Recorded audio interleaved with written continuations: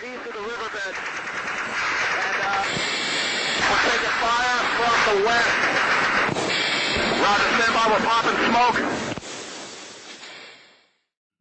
Okay. Did you do it for all of us? Mm-hmm. All right, my brother. I can say another one for all y'all if you guys want. Yeah, do you want it? Sure. Send it. All right, let's pray, y'all. Let's do it, baby. Lord, we are just so grateful, Father, that we can come together in community, Lord, to even just share experiences around this campfire. Lord, we pray your presence may be here, that you may open our hearts and our minds, and that, Father God, that we may bring honor not only to your name, but also honor to the armed forces as we fight for justice in this world. In Jesus' blessed name we pray. Amen. Amen. Amen. We're good to go? Good to go. Right on. This is Project Warrior, Episode 2. I am Manny Singh. My guest today is a junior non-commissioned officer in the 1st Battalion, Royal Canadian Regiment. He's an amazing, dedicated soldier with a heart of gold. I don't think you can be in one RCR and not know who Rick is. He's a very good friend of mine and a powerful human being. Please welcome Master Corporal Rick Beckford. Hey, What's going on, brother? Thanks for making the time to be out here, Rick. Man, it's just an honor just to even be here. Thanks to you so much for the invite, and I am loving this project, man. Seen episode 1 last week, and bro, like the work you've done is just super great. So I just want to thank you for all your hard work and stuff, man. So thank you for inviting me, man. Yo, I appreciate the support, brother. It's not just me. I couldn't do it without Corporal Farragon, Connor, my man. All right, couldn't have done it with like the CO's blessing, RSM's blessing, and the chain of command. Mm-hmm. So I gotta give a shout out to those guys too. Mm-hmm. But Rick, honestly, man, I gotta thank you, because if it wasn't for people from the battalion having the courage to want to come out, speak their perspectives and thoughts on our job and like how this job and career impacts your life, this project wouldn't happen, man. So it's a two-way relationship, and again, thank you. But enough of blowing smoke up your yin yang, man. Let's talk about some business here. So before we get into like talking about you, man, have you heard they canceled Cops? Yeah. You're kidding me. Yeah. What? Why? Yeah, the show Cops. Oh. Okay? We're not going to get political on this show or anything like that, but I just got to say, man, they canceled Cops. Cops is like a family show. At least in my immigrant household when I grew up, like 8 to 9 o'clock was 2 episodes of Cops. And every Saturday, me and my family get around the TV at the house, bring that bucket of KFC or that pizza, and we'd have some family time, watch some dudes get chased by the cops and arrested. Exactly. You know what I mean? It was some good family bonding time, and after 9 o'clock was America's Most Wanted, man. That's what I look forward to in that week, you know? Or even back in the day, you remember when they used to have like those police pursuits videos where they show like the cops like chasing down like cars are not even stopping, and like after that would be like unsolved mysteries or something, you know what I'm saying? But that was some solid detective work, although they never really solved most of those mysteries, but it was something to like to gather around the TV on a Friday, Saturday night, and you're just like and you're looking at these people like do the job to the best of their ability to like restore like law and order, and the fact that they just want to cancel these shows.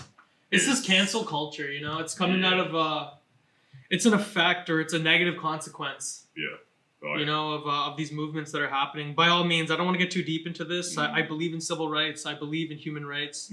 I believe in not abusing your power and stuff like that. But at the same time, like, I do not believe in cancel culture. Like, stop the arbitrariness, you know?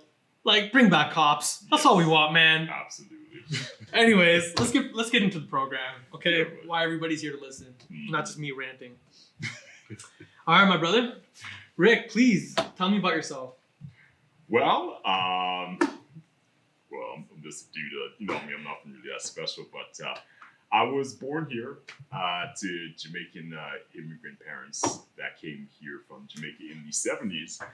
And surprisingly, they actually met each other in Montreal. So, and it was actually in a church service that they were introduced to each other. So, yeah, you know, my dad, he had the big old afro and like the bell-bottom pants, and my mom, she had like the double afro pom-poms with like the bell-bottom pants and platform shoes as well. And I guess for them, it was like love at first sight. And then, you know, oh boy. And then one thing led to another, and they got married. They went down to Jamaica, got married, and came back to Montreal.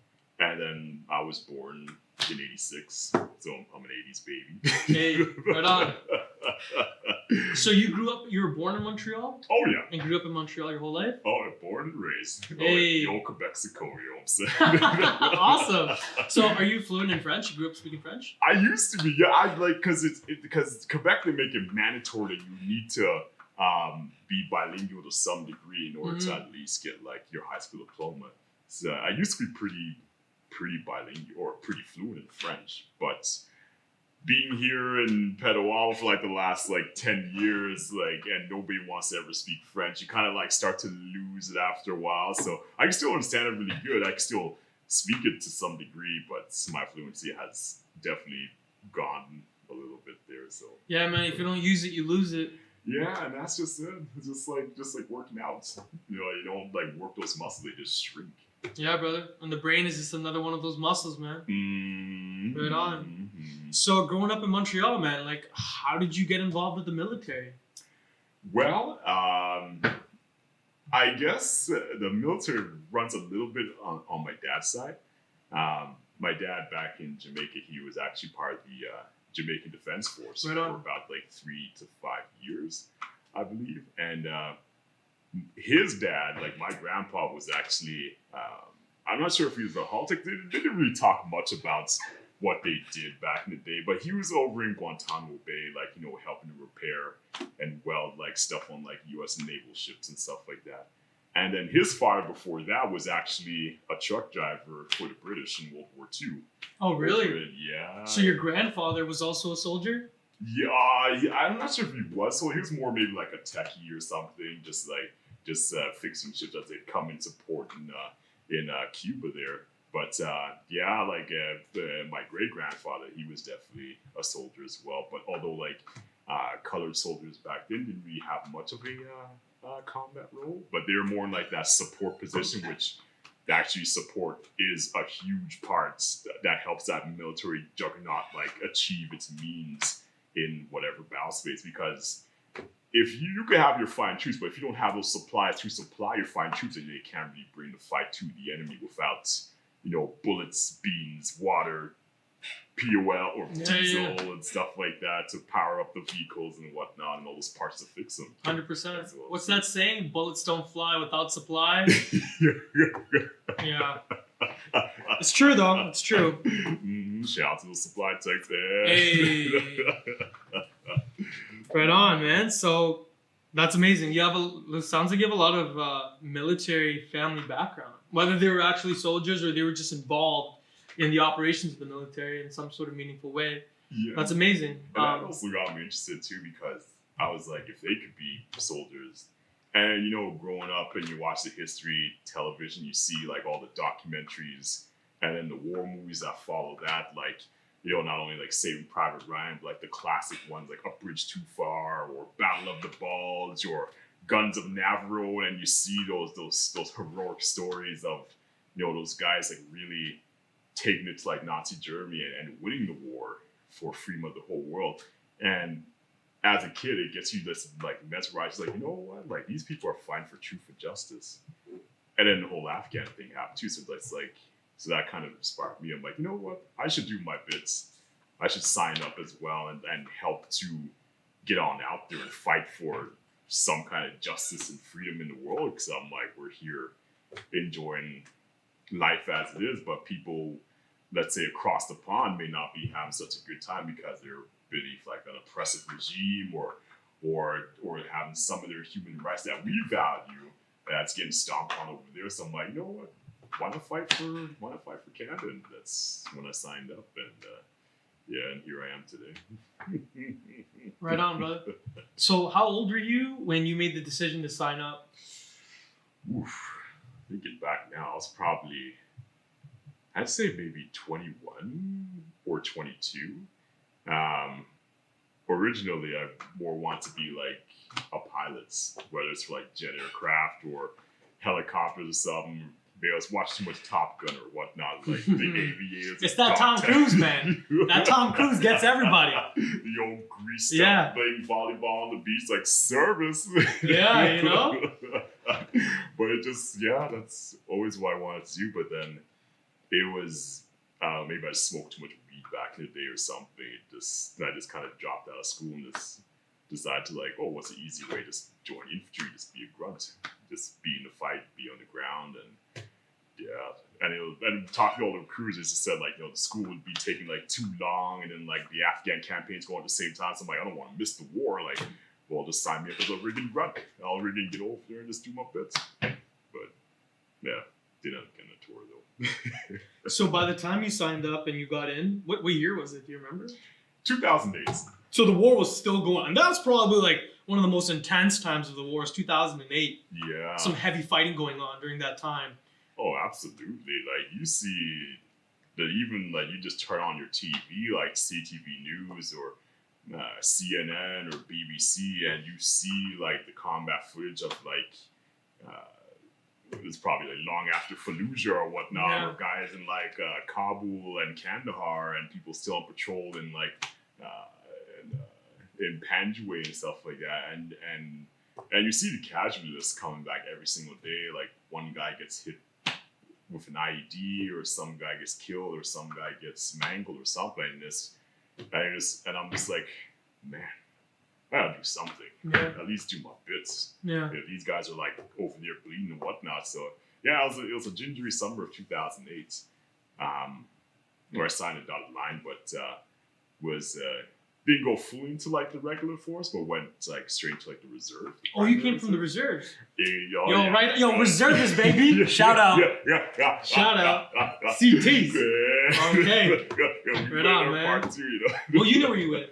I was with the CGG, or the Canadian Grenadier Guard. Right on. Shout out to the Grenadier Guards. Oh, yeah. They love their parades in Ottawa in like the summertime with like their sister regiment, the Governor General's Foot Guard. Oh, yeah. And whatnot, being in Scarlets, and it was an interesting time, but it was just the 1 day a week thing was just a little too slow for me, because my regiment actually tried something experimental, like, well, let's send these group of guys, like a small group of us, on an actual reg force, like basic and battle school, and just to see if we could like cut it or whatnot, rather than just doing like the whole weekend thing in the summertime. And that kind of lit the fire where it was like, well, we got to get more just training going. And then when we came back to like the slow pace of reserves of like one night a week, one exercise a month, and I was like, you feel a little soldier skills start to fade. So me and my other friend, we just put our CT in after 2 years to go regular force, and came here to PET in 2010. Right on. To one RCR. So 2010, did you get here before Task Force 110 left, or were you here just after they left? Oh, just got here like a month after they left, man. A month after, I was so vexed, bro. I was like, it was so frustrating, because they were like, because they had like the rear party here. And funny thing too, because even when we were in the reserves, 2009, you were looking for guys to actually backfill. I believe it was for 110 or something. So, this is months before we're getting our paperwork done and, getting all amped up, getting our wisdom teeth pulled out from the dentist and whatnot. And 2 weeks before we're supposed to leave for workup training, the CSM calls us in, like maybe about 5 of us, sits us down at a big long table, and we're like, okay, we're going to get some updates. We're going to be able to, do our bid, go overseas. He sits us down, has this like sombering look in his eyes. And he's like, well, guys, I know you guys have been preparing to go overseas, that just you're calling that you really want to do this. Unfortunately, all the spots have been filled by Reg Force guys. The contract's been canceled, so you're not going overseas anymore. And we were just like, you could hear a pin drop in that room. We're just like, wait, what? Like after we just told our family, like, you telling us we can't go? Like, you told us we're going. And it's like, sorry, guys. It's out of our hands. I'm like, and then we were all like, just like completely devastated that we couldn't go and do our bits. But that just like lit the fire beneath being on one of my other friends, like Carlo, to throw our CT in to try to go reg force to see if we could actually jump on this tour coming up and whatnot. But it took like, how these component transfers could take like almost forever to. Dude, mine took a year and a half. A year and a half. A year and a half. How crazy is that? Anyways, we can't talk about those things, but anyways, a year and a half. For for us, it was like 9 months or something, 9-10 months. And then we were over there. And then by the time it finally came in, I don't know how long, what the whole process was, this whole paperwork and stuff. But by the time we got to the pets, it was like a month after 110 just was out the door in Afghanistan already and just doing their thing. I was just like, opportunity missed, man. So yeah, like when I got in, I was still in the reserves at the time, and like when it was like December, I think, when that task force came back, or when they first started like bringing guys back from that task force, and I started meeting all these vets, and that was phenomenal. It was the first time I ever met like real active duty veterans who just rotated back from a combat theater. Yeah. And man, what an inspiring experience that was. Like in the reserves, some units have like a rest easy or a junior ranks mess built in. Yeah. So it's like our little clubhouse, you know. Like I can't talk too much about it because you know we try to preserve the integrity of the culture there. But long story short, man, is like we met all these vets, and like the exchange I had with these people was so different than I've ever had from the typical senior guys in the unit, because these guys are just, I don't know what it was, man. They were so humble. They came back. They like spoke to me like a human being. And like being in the military, if you're not in the military, hierarchy is a big deal. So it's not uncommon to be spoken down to or to be disregarded, to put it in a light political way of saying it. But these guys came back, man, giving me a hug, showing me love. I'm like just a private nobody who's been in for as long as like for 2 haircuts or something, essentially, to these people. And like they're showing me love, man. Yeah. It was a phenomenal experience. I got to know these people. Some of them became my role models and really contributed a lot back into my life. Honestly, man, I thought these guys were like heroes. No matter what they did overseas, the fact that they were willing to go and put their lives on the line in a legit combat theater when the task force just before them must have been 308. They probably sustained the most amount of casualties, I believe, in any of the rotations that went over there. It was 308, the 3 RCR battle group, if I'm not mistaken. And yeah, man, like it was a powerful experience, like being taken under the wing of some of these people. Yeah. But yo, I don't want to keep talking too much about myself. Bring the combo back to you, man. So you do your CT, right? Did you know anything about light infantry? Did you know anything about mech infantry, or just having an option of going to which battalion?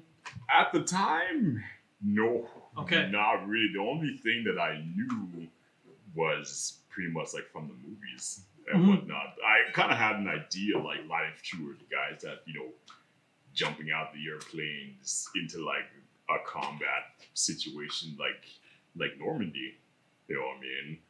Or even Operation Market Garden in the Netherlands there. But being a no-hook private, and no one really tells these things. Other than like you know the Royals that taught my Reg Force Battle School in Meaford, like they were like strongly saying or pushing for like go 1 RCR, like being like a mechanized battalion. I'm like, mechanized, what's that? But I knew that since majority of like my friends on Battle School went to 1 RCR. Maybe like a third of them went to like 3 RCR or something, which is the light battalion. Yeah. But I was like, you know what? I'm gonna be driving around anyway. I'm like, I don't really care where I go, as long as it just gets over to the Reg Force, and I'm on like the eastern side of Canada rather than like the western side being too far away from Montreal. And yeah, it just so happened to end up that I guess they put me in for 1 RCR. So I was like, oh, I guess that works out pretty good. Just 4 hours away from Montreal, though I have no idea where the heck Petawawa was. So Yeah. I haven't heard of that Peta place. what? Like, yeah. I'm like, Petawawa? What? Yeah. Petahua. Right on, brother. So you get through training, get to battalion, man. What was that like? It was a huge contrast from the reserves. That's Hell for yeah. sure. Yeah. A huge contrast where there was a lot of like the non-commissioned officers are like very young. Yeah. Here in battalion, like you could see a lot of the non-commissioned officers here had some age and some experience, and a few of them been overseas and came back. But it's that, but you know, you'd be that junior private, just like the new guy. You're kind of like shunned a little bit, but still welcome. But like you get like the the jobs to do, like taking out the trash, which you got to pull your weight and whatnot, because these guys have obviously paid their dues already. But it was interesting because I found that here in the Reg Force, there was more of a professionalism, more of a toughness. I guess that probably came from these guys coming back from like the older tours, it's like 306, 308s and stuff, and you could see like the experience in their eyes. And as we were doing exercise, you could see them passing on that knowledge of what they experienced overseas in Afghanistan and stuff like that. And most importantly, they didn't just tell us to do something without a reason, but they also, I found they took the time to explain the why we do these things. Like when we're first starting to work with the labs, and we'd stop and then do like the whole 5 and 20s like box search around the vehicle. I was like, 5 and 20s, what's that? And they're like, they took the time to explain, well, if we're stopping somewhere, you don't want to get blown up, so you want to create that box search to look for like any abnormalities or any wires that could lead to some kind of explosive device that can kill you, essentially, or maim you. And I was like, oh, I got that aha moment. It's like, okay, the light bulb comes on, yeah. Whereas like I found in like my own regiment, not to bash those guys or anything, but it'd be like, do this now because I said so. I was like, why are we doing this again? But you just pretty much follow what they're saying because it's still the Army. It's still the Army, exactly. But it helped clarify things when they took the time to explain the why behind the tactics that we did. And I find that, especially with this generation, you get more of the whys, and everyone asking why, because it's always like the why generation or whatnot. But do you think there's anything wrong with that, though? I don't think there's anything wrong with asking why, because if you could explain it and then they get that aha moment, then they could do their job that much more effectively. But there's also like a time and a place that you have the time in your downtime to explain that why, but when you're in a situation where things need to be happening, you just gotta roll with it, man. Exactly. You won't always have that time to explain why. You just need to get that stuff done like ASAP. And that's where folks gotta also realize that that's where that trust comes in as well too, because if you can that faith, man, that faith in your leadership. Yeah. And I think that's so important because once you have faith in your leadership, your ability to question things, I think, kind of reduces a little bit. Yeah. Because you have more confidence in believing that, honestly, no matter if this person is 100% right or wrong, their heart's in the right place. Not only are they going to look after the mission, they're going to consider like the well-being of me and my peers. Exactly. Right. Exactly. It builds that trust both up and down the chain of command. So how do you build that trust, man? I'd say relationships, man. 100%. Relationships are like a huge part of that. I remember even hearing like a Jocko podcast about that, and he was talking about both establishing a good relationship both up and down the chain of command. Because when you build that trust with not only your bosses but also like your peers and your subordinates and whatnot, folks can see the bigger picture of things. Folks can like jive as like a family and be a more effective combat unit, because if you have that trust that one guy's still going to do his job and he trusts you to do your part as well too, it's like a well-oiled machine that just those gears keep cranking and the engine runs smoothly to help. Because at the end of the day, you still got a mission to do. You still got like a job to do, and you still got that task to accomplish. Because at the end of the day, like the infantry is just to close it from destroy the enemy and to kill everybody as effectively we can, to win the fight as best we can, to try to reduce casualties as best we can by doing this stuff with max speed, aggression, violence. You know what I'm saying? But if you have that disconnect, with like your peers, that disconnect with your bosses, then you create a lot of friction. It's like taking oil out of that engine, and stuff like just becomes more forced. That you don't get that trust, and then people start second guessing like the decisions that are made and whatnot, and then they be like, "Well, why am I going to do that? Well, I'm gonna just do me."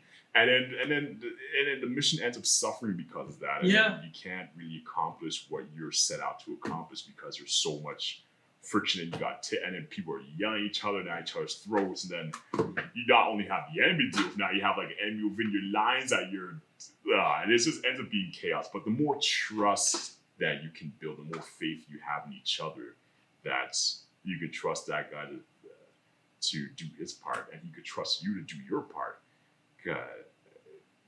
Stuff will get done. Yeah, brother. Yeah. I think that's well said. And I want to go further and elaborate on that, but I want to come back to that idea. I still want to talk about your service and some of your background. So you get the battalion, right? You're now, what company did you roll into when you got here? I was in Duke's company. Dukes. Everyone's getting to Dukes, man. I never gone to Dukes. Okay, Dukes company. The whole battalion was gone, but Dukes was just the rear company at the time. Yeah. And if you don't mind explaining, where did your career go from that moment to when you arrived into Dukes until where you are now? Well, I was in one platoon in Dukes company for like the longest time. And honestly, it started to progress to just, being like a rifleman, and then all of a sudden, they threw me on like a lab driver course, which is like the old light armored vehicle, like the lab 3 when that thing was like bumping around the time. Oh yeah, really comfy vehicle. Like the AC was nice. Nice. And it was interesting to just being like just drive see this big old monster of a thing with this like cannon like rocking over your head. But since then, I always want to better myself, because, like my instructors told me in battle school, your career's not done when you reach battalion. There's still more stuff to accomplish, like like the special forces or other things like that too. Like you can go reconnaissance, like the recce platoons, or even go sniper, or we got TOW now. And now anti-armor capabilities. Yeah, like if you guys aren't tracking right now, if you're in battle school right now, or if you're going through training, or you're just thinking about signing up, once you get to an infantry battalion, we have different capabilities. And depending on what infantry battalion you end up in, typically you just got to look at it if you end up in a mech unit or if you end up in a light unit. The mech units typically focus on the anti-armor capabilities. So we'll have similar capabilities like the light battalions would. So we will both have reconnaissance platoons, we'll both have sniper platoons and dets. We'll both have rifle companies, but the only difference is that the mech side will have crews, which is its own profession essentially, being part of a vehicle crew, and we'll also have anti-armor platoons, whereas the light battalion will have DFS platoon, the direct fire support, I believe, 50 caliber machine guns, 81 millimeter mortars that we just got back from the artillery. So there's different capabilities, different assets, and if you have it in mind of what you want to do, you can kind of prepare yourself a little bit towards those streams in advance of arriving at an opportunity where you can sign up for one of those to try out, usually. But yeah, enough talking about that kind of stuff, man. So you're in the battalion, you got meched up. You're a driver now. Where'd you go from there?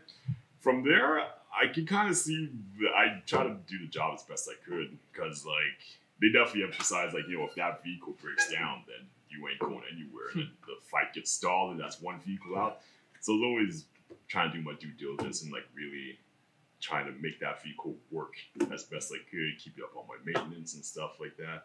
And it was pretty decent of a job, but it just still felt like it was lacking something. And then, you go in the gym and you see the banners for like JTF2 and CSOR and Sijaru as well, though it wasn't as advertised for Sijaru. But then, you see like the JTF2 logo, black friggin', black canvas with they're wearing the black pajamas and the balaclavas all on. These gangster special forces posters. But I know, right? And they look like they're doing the job. And you hear the stories of them overseas, like from like regular guys doing patrols and whatnot, to these guys like flying in like Griffins and like Blackhawks, just doing like these little snatch and grab freaking operations or these hit and run operations. I'm just like, well, they're the best of the best.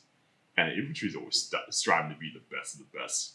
Oh my God, I want to be the best of the best too. So that's where my vision to switch from being like mech to like want to go like SF. And 2013, that still being a young junior private and whatnot, I tried out for it, but... How old are you, by the way? I must have been... thinking back now, like this 7 years ago. May have been like 26, 25 Nice. at the time. Pretty good age to try out, man. Yeah, still young, and and a lot of folks would say, "Oh, you're still too young for Dwyer Hill." They will more want age. Let them figure that out, man. Exactly. Let Dwyer Hill tell you that you're too young. Okay? Exactly, and that's the thing too. Like, don't tell yourself no. Have the other guy tell you no.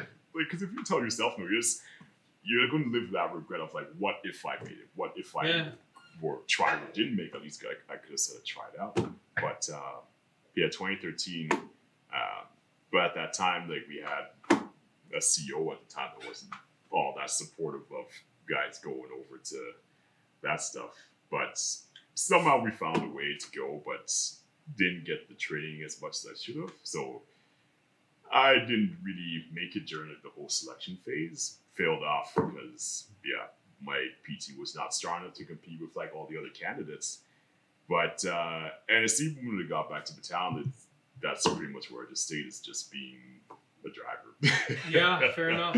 With other guys who like branching off, just go like recce and snipers and anti-armor that was just starting to come back and whatnot. But still, I'm like, you know what? I'm like, failure is like the best way to learn, and that didn't. Failure is one of the best ways to learn. Mm-hmm. It's one of the hardest, most raw teachers out there, man. And they don't failure doesn't sugarcoat nothing, man. Mm-hmm. You know, it's just gonna lay it out there. It's gonna let you know what you suck at. You know, and that's pretty much what matters. Is like, what do you suck at? Like, everyone gets so fixed about what my strengths are. You know, and Goggins says it. Like, people have this misconception you got to double down on your strengths, where it's like, man, your strengths are not the real things that really make you successful. It's how you navigate your weaknesses. Exactly. And you got to triple down on those weaknesses, man. Especially if you're gonna go for something that's so meaningful to you that you're gonna dedicate years preparing. Why not, man? Go all in, bro. You gotta go all in, man. Whatever you're gonna do, you're gonna go sniper, you're gonna go recce.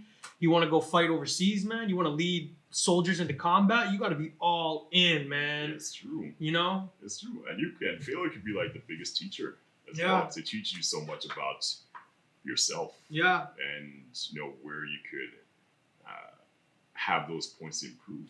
Because if we don't fail, how are we ever going to learn?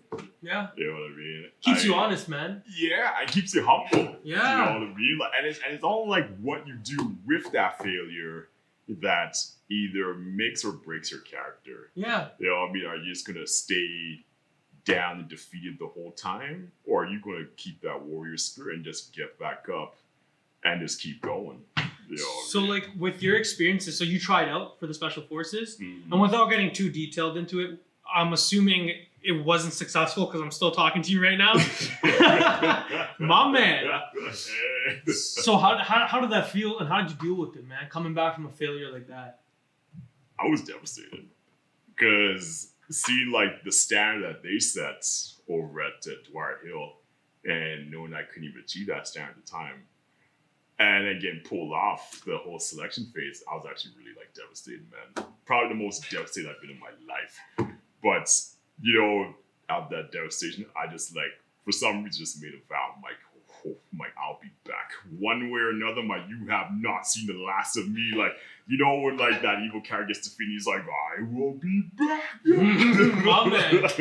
Yeah. And then since then, I was just trying to do my best in Battalion. But then 2015, I didn't go back to DHCC, but I tried out for CSOR, the Canadian Special Operations Regiment. And that was another gut check and a half right there. I bet. But with that failure from like Dwyer Hill like 2 years prior, I was like, you know what? I'm like, no, not this time. Not this time. Like, we are not going home. Like, we're gonna keep going.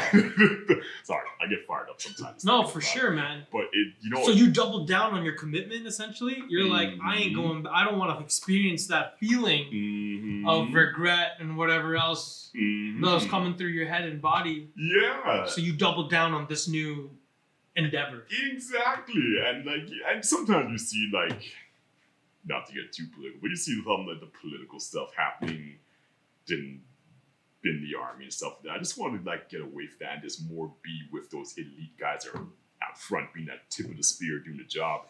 So then there will be a couple moments where you think you're failing. Well, they definitely make you think you're failing, but you really have to. But a lot of that was even like looking back at like where you come from and like, no, we've got to keep going. And even Yeah. like that helped to even strengthen my own faith as well too in the Almighty. Because I'm like, you know what? I'm like, God did not put us on this earth to be defeated. He put us on this earth to be conquerors and to be like, you know, that fire to keep going, to inspire and also to work hard.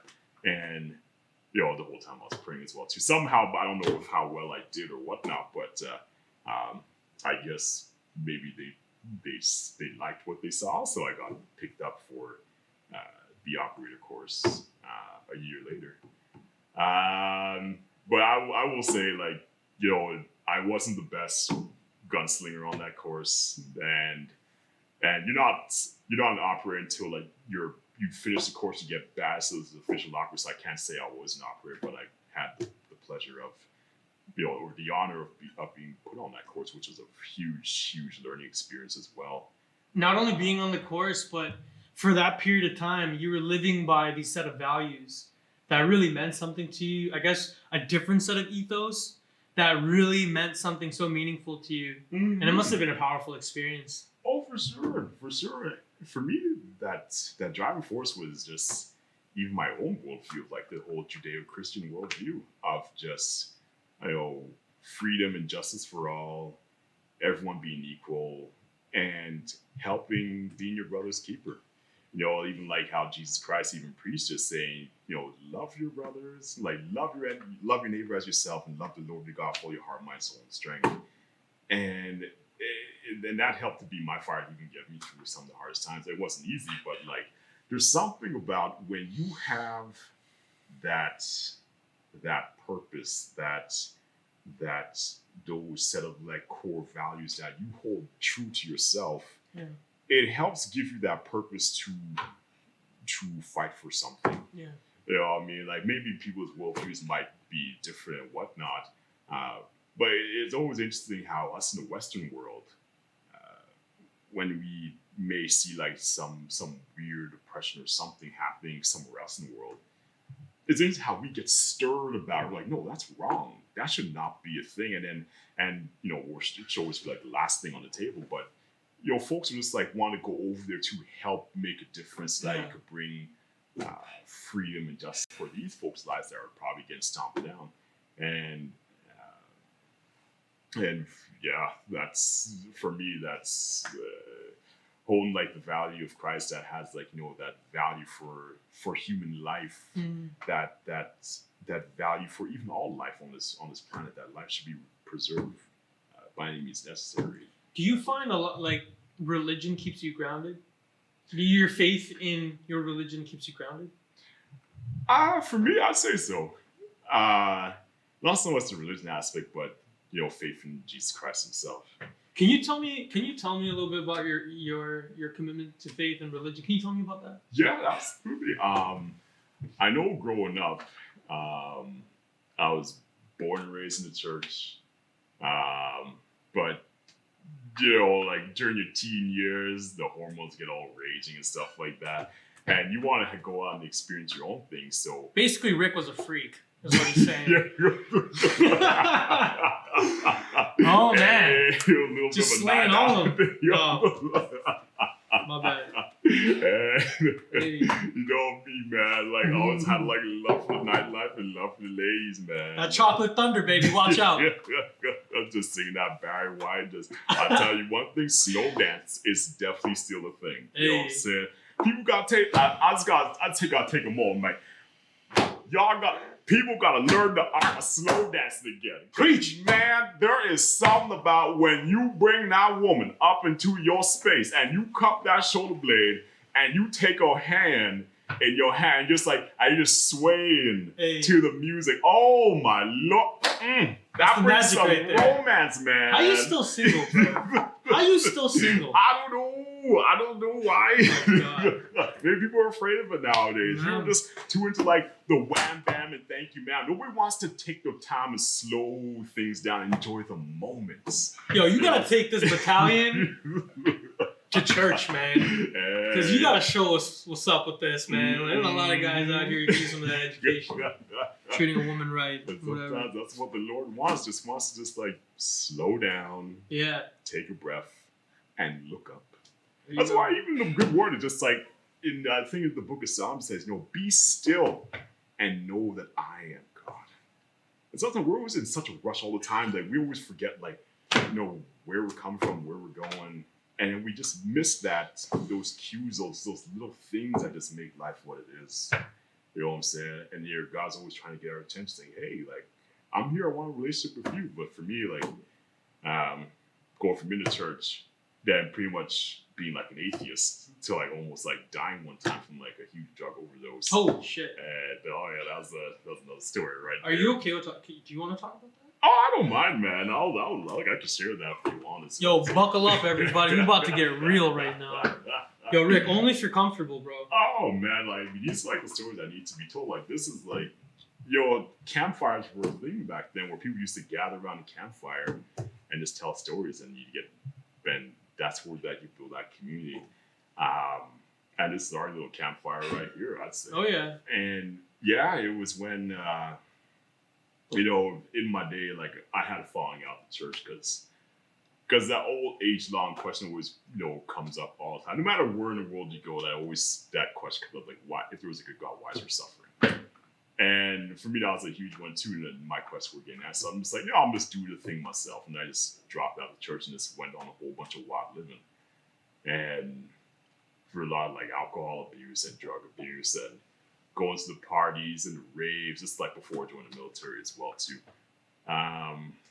It wasn't until that, you get a concoction of a whole bunch of substance. One time was in like my mother's basement. Nobody was home. My mom was upstairs sleeping. And, it's interesting how like the harder the drug you take, the more your circle of friends kind of disappear and it gets replaced by like this weird fake circle of friends that the only thing that keeps that circle of friends going is that substance in the middle attracting everyone into it. But the moment that substance is gone, everyone else is gone. Mm-hmm. So all the people that say, hashtag ride or die, man, I'm there with you to the end, bro. The moment you actually get in some trouble, they're never there. I can honestly say that from personal experience, they're never there because I was actually died a couple times and nobody's ever there. Except for the one sober friend that's always been kicking your ass the whole time, trying to get you back on that straight path. But this time, like, this is just one of the many times, but I was actually in my mother's basement just taking a whole bunch of chemicals, and then it just took something too many, and then something just kicked in, and I felt just collapse on the floor. And I could definitely feel the life just draining out of me. The heart was going like 200 miles a minute. And then, you could feel that steady slowing down of the heart, and you could feel the pulsing in your ears, and you get that tunnel just closing on up your vision. And I had enough strength just to even just kind of like think, I'm like, Lord, if you're real, save me. And to this day, I can't even explain it to you. Like there's some power or something that just like literally shocked me back to life. Sobered me up in a second. I was like, they're clutching on like the bathroom sink, like just gasping for air. And I knew that there was something that brought me back that day. I can't even explain it to you. I can't even describe it, feel to you. It's just something that's just undescribable. But from then, and then that voice, and then I heard this voice from that one Bible text that Jesus said, because I live, you also shall live. And it was from then that I actually picked up the Bible again and started to search. I'm like, what is the purpose of life? What is the meaning of life? And reading the Bible again, found that purpose in Christ, because all these characters from like cover to cover are literally just people like us going through their own experience, looking for that purpose in life, looking for where they came from, where are we going? And it's that moment that you look at who the person of God is, especially in that Trinity, God, Father, Son, and Holy Ghost. He gives you that definition. It's like, I created you after my likeness, created you after our image, and created to be in perfect harmony with me, to be in that relationship, and that I'll give you purpose, to give you that something to do in this life. And it was after that experience that I actually really started to go back to church and actually search for truth for myself, and search for all the different religions, like, what's purpose in life. And then it wasn't until that started to really get back into faith, it also helped inspire me to also join the military, to also get out there and help make a difference for other folks that are suffering or looking for purpose as well too. And even joining the armed forces, like that definitely helped me kick the habits, a lot of like the bad things I was doing. And it gave me that determination, that zeal to not just talk about, but to do something about it. You know what I mean? To help folks the best way I knew how, which was like, not just picking up a gun and going to fight, but I heard there's a lot of peacekeeping going on as well too, to help keep peace in some nations, even humanitarian stuff. Because you know, like the armed forces, like our primary mission is to also win wars, but also to help out like in humanitarian assistance as well too, any which way we can. And there's so many ways that we can help out, even just wearing the green and serving, you know, the flag on our shoulder, because we got a whole bunch of good folks back here that are backing us as we go take that step to go overseas. I always talk quite a lot, so nah, brother, that's some real stuff, man. Honestly, like, thank you for sharing. Like, it's hard, and I'm sure like those are some powerful experiences. Those negative experiences like that. It sounds like you came pretty close to death, man. Numerous times. You know, and that's a wake up call. That's a wake up call. If that's not a wake up call, I don't know what is, man. It really is. It really is. And it's always that drive of searching for purpose and meaning, which is when you take the sacredness out of life, the sacredness out of, you know, even value for each other. We're seeing like the capabilities of the human heart, well, as destruction and craziness and love for many is just waxing cold now. But it's when you have that sacredness for life, or you bring the sacredness back to life and have that accountability with that divine being, that you can be morally accountable for your actions. It brings back that meaning, that sacredness to life, you know what I'm saying? That, you know, we're not just here for ourselves, but we're here for even a greater purpose as well too. And, you know, we thrive better, like, you know, supporting each other and help each other out rather than just trying to tear each other down. And that's the thing that we definitely really need to have that respect for, is that, especially for truth and justice, I'd say. Let's bring this conversation back, man, to towards mentorship. Yes. I feel like mentorship is a big part of our profession. Yes. It's a big part of being a human being. Yeah. A big part of learning. And a big part of sharing. Like you said, the campfire. Yeah. I think that's a great way of explaining it. Again, I'm talking too much, but I think it's a great conversation going on. The idea of the campfire, the idea of having primitive storytelling, going back to our ancestors, man, hunter-gatherer tribes, no matter what your skin color is, white, black, brown, whatever, man, wherever part of the world you're from, you could probably trace your ancestral roots back to a hunter-gatherer tribe at some point, okay? Absolutely. Now, those tribes never had the language that's developed to the ability, like, to what it is now. They never had this constructed mechanism of code that we use, what we call the English language. Yeah. And so whatever form of language they had, they used body language, they used verbal sounds, another cues, they used visual drawings on the walls. This super primitive form of communication. And that's how they passed around those campfires, stories. Stories for you to learn how to become perhaps a better hunter. Stories for you to learn about threats that exist in our operating environment of where we live. Stories that exist of great sacrifice by members of the tribe or the clan that we roll with. And like just those simple ideas alone, without getting too further down that, because I feel like you can talk a lot about how we've learned a lot from our primitive roots. Yeah. And like storytelling, how it plays such a big role today is because this is essentially that storytelling. It's just not a real campfire. We all like some cool cameras and, you know, some amazing people out here and inside of a well-lit room. Well, Connor might argue about well-lit rooms. But same idea. It's supposed to be a platform for us to share, communicate, pass down knowledge, and pass down the power of the message. Right? Absolutely.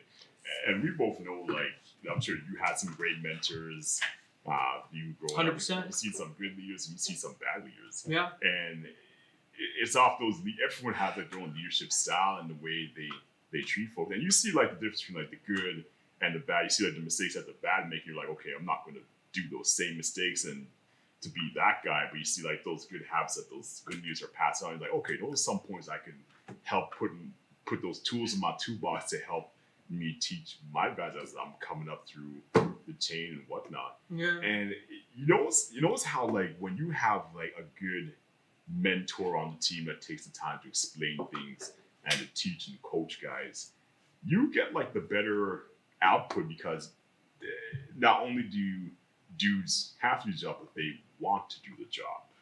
And that's a huge difference. Like you get guys working even more harder when they want to do the job rather than just having to have to do the job. And it's the same idea. If you take it to the extreme, we look at combat situations, right? Mm-hmm. Mind you, not speaking from experience, okay? I'm only speaking from the aspect of perspective and theory here. Mm-hmm.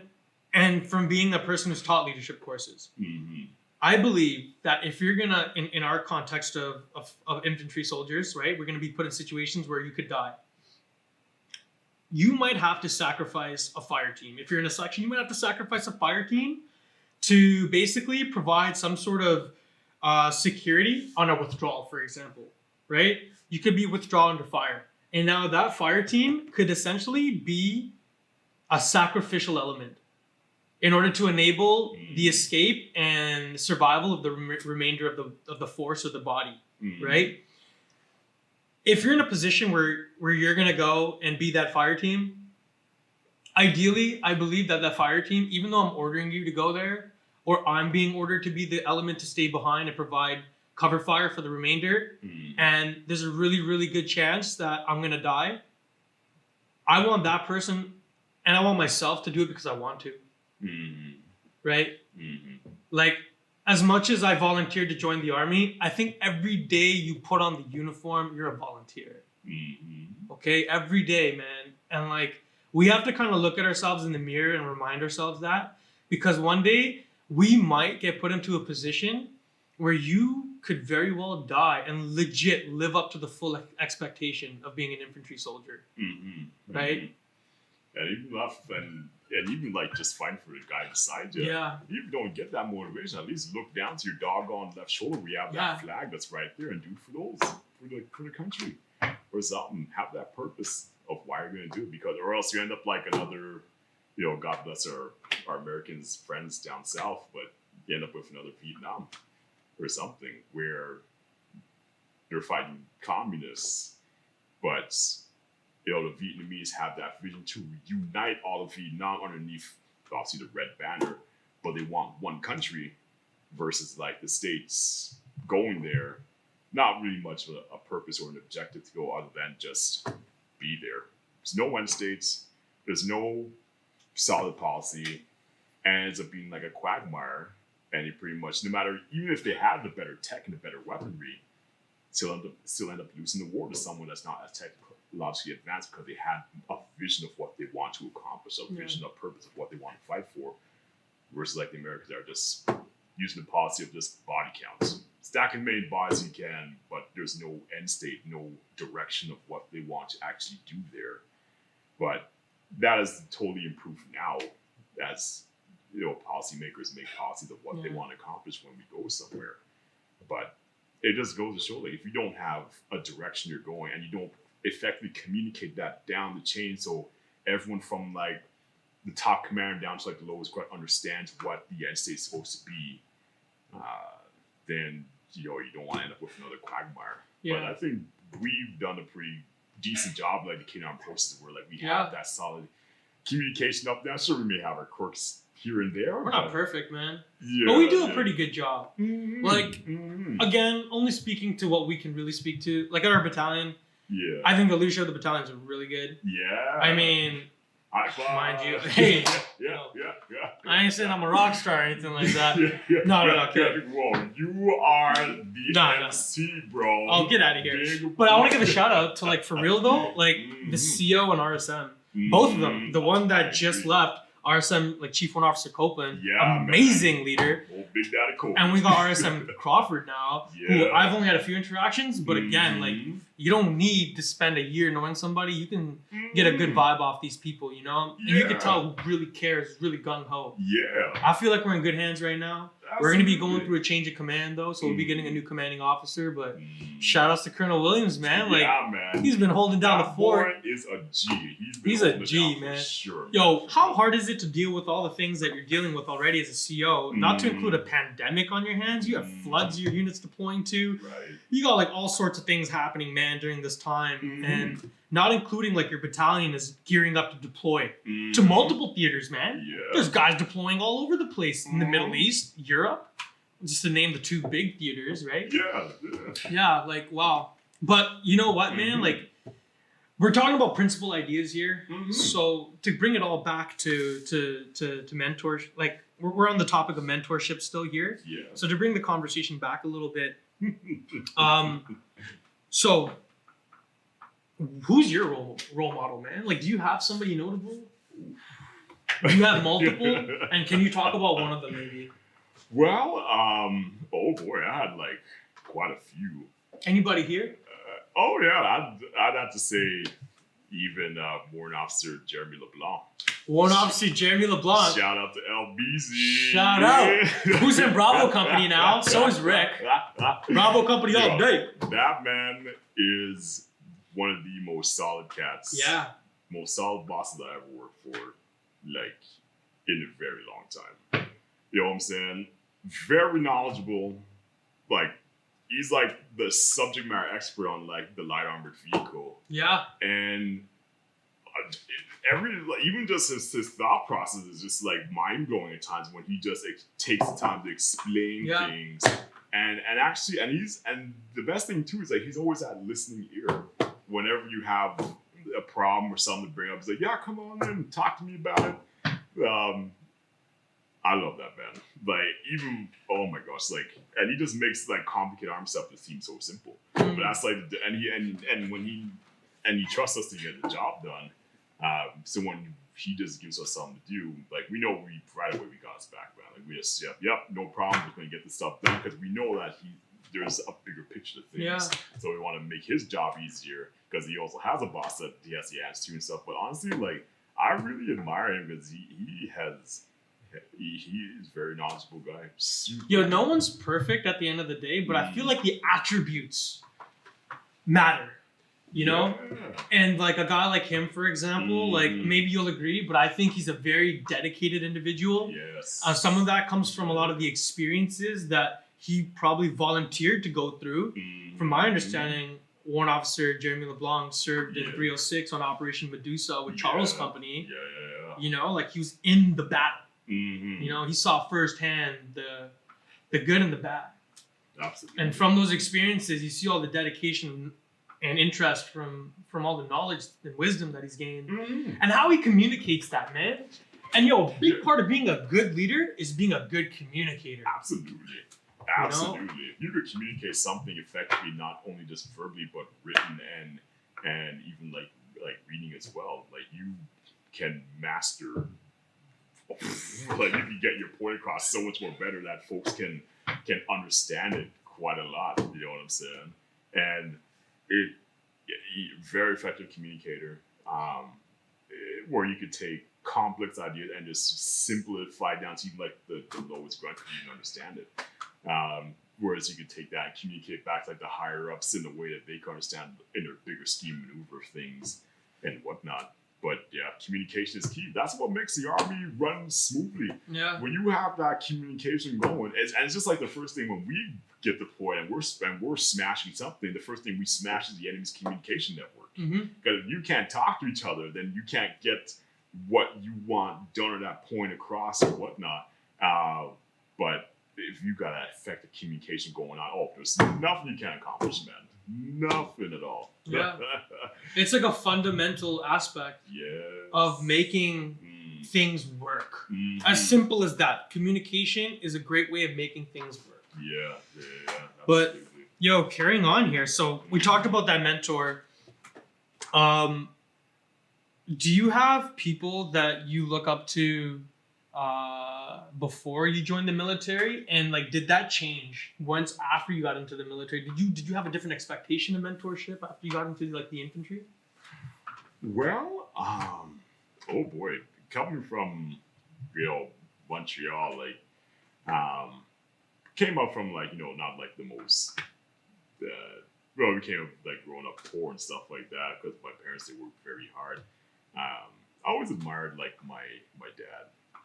Lord rest his soul, he passed away like from this whole COVID-19 thing about a month ago. I'm sorry to hear that, brother. You He know, passed away from COVID? Yeah, he was old. He was in a nursing home, and then had the outbreak in his nursing home. So, folks that say this whole COVID thing is not real, it's just like, well, there's a lot of families Out of there. all the guys in the battalion, Rick, that the fact that like your pops was the one that passed away from COVID, that's kind of like crazy for me, man. Like, I figure if anybody's gonna get any ounce of good karma, man, it'd be you. It happens, man. I mean, that's just the way of life, you know what I'm saying? But it's just having. I'll always say, because I already touched on faith, and I know I don't want to detract from like the whole thing, but I always say, hold on to faith, because faith will get you through the most darkest of times, man. It's not just the trust, but that person behind faith, that God that will say, I got you, man, I got you through that storm. But even looking up to him, he was one of my biggest role models growing up as a kid, because he'd always be encouraging. Any problem he had, he'd always be a huge open book. And then getting into the military, you always look up to like those sergeants that are getting you through basic training and DP1. Although like the training is tough and whatnot, you're like, damn. But then you see that like they have a human side of them as well. Like they grind you hard to like mold you into like a soldier. And then like when they take time to explain to you, you see that human side of them as well. They talk to you like a human being. Yeah.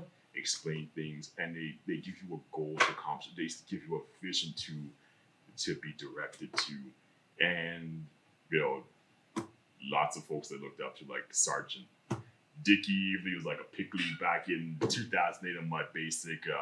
Even other guys like Scotty Russell, who was my section commander on DP1. I think he's MWO now, probably over 3 RCR right now. But he was a hard charger, all right.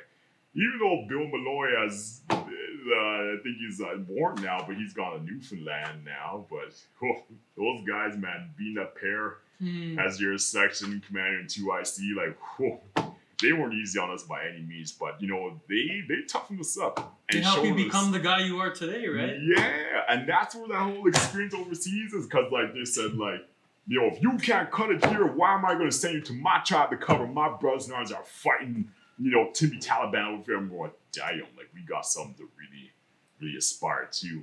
But those guys like really helped shape us to be the way we are today. You see that experience overseas, it really spices up the passion. Yes. And like we talk about PLQ. If you haven't done PLQ, when you're on PLQ, primary leadership course in the military, you'll learn about teaching, right? And like, man, I don't want to knock the course, but like, it's not like a super lengthy course like you would go to teachers college about teaching, right? Yeah. But the idea, the concepts that are there to make you a good teacher, they use like an acronym, right? ICEPAC. Yeah. And part of the acronym is to capture interest in your candidates, right?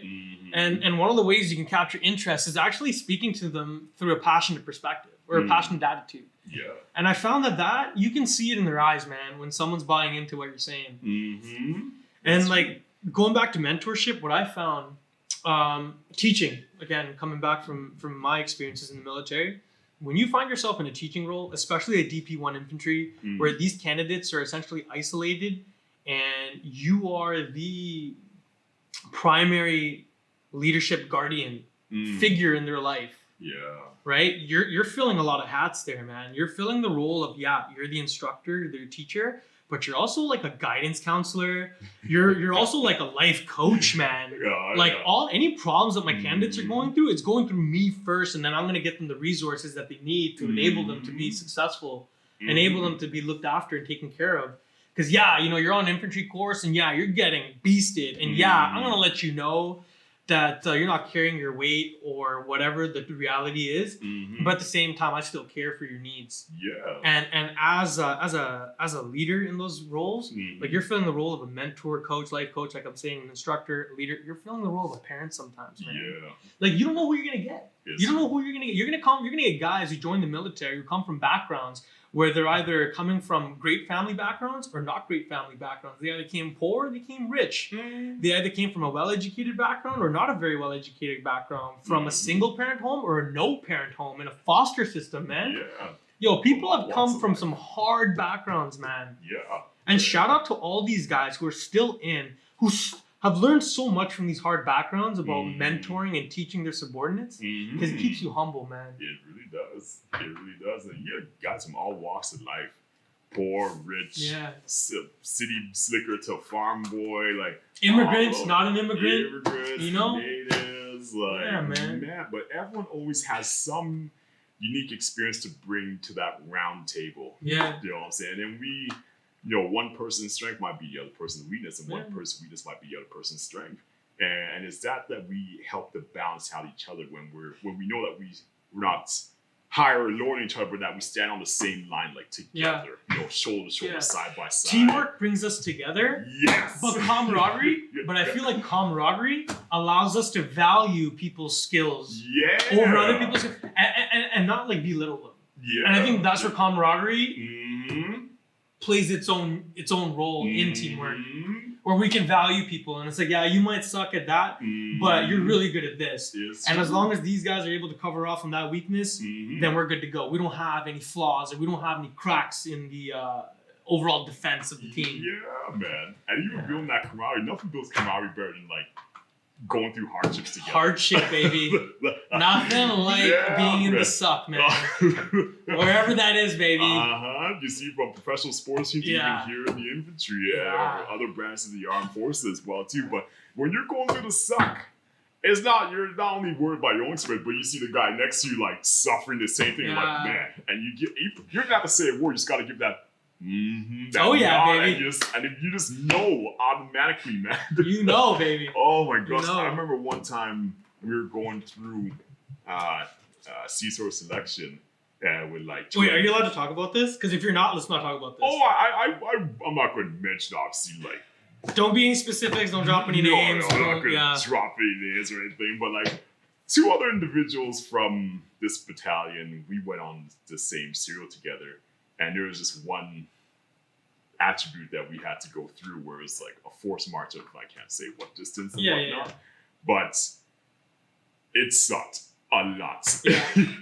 A lot. And as we're just like, we're walking, and it's literally to the point where we're just about to pass out. And I look over to my boy, and he looks over at me, and we're like, right there, we knew. It's just like we have to say a word, but we knew. I was like, boy, we shall overcome. Yeah, brother. And since then, honestly, I've never had the most strongest bond with any other cats than these 2 cats, because we were all just suffering together, but it was suffering with a direction that we accomplished something, came through that storm together, and just we're just like, man, yo. And then you know each other are capable of, and it builds that trust that you know you count on the other person, and the other person can count on you as well too. And I'm sure it's the same thing in any combat situation, same thing in any, if you're like winning like a sports championship or something, you could get, if you can rely on that other guy to pull their weight, and that you could pull your weight as well too, and you're not complacent. That's another thing. Every leader should always be burning out that complacency out there, guys, because complacency kills. Complacency does not get the job done, you know what I'm saying? When people are proactive about their job and have that fire to do their job and to accomplish and to win, to have that warrior spirit, that flame that's just like, that's like you want to win no matter what, and bring your peeps along with you. Oh my gosh, like you could have like, there's nothing you cannot accomplish, man. For real. So complacency. Definitely can be a big problem, man. Huge like problem. Whether it's at work or whether it's in your personal relationships with people, man. Whether it could be your significant other. Complacency can really can really be a huge hindrance. Yes. So how can we, as soldiers and as people, how do you overcome complacency? How do you keep yourself in check? That is a really good question, man.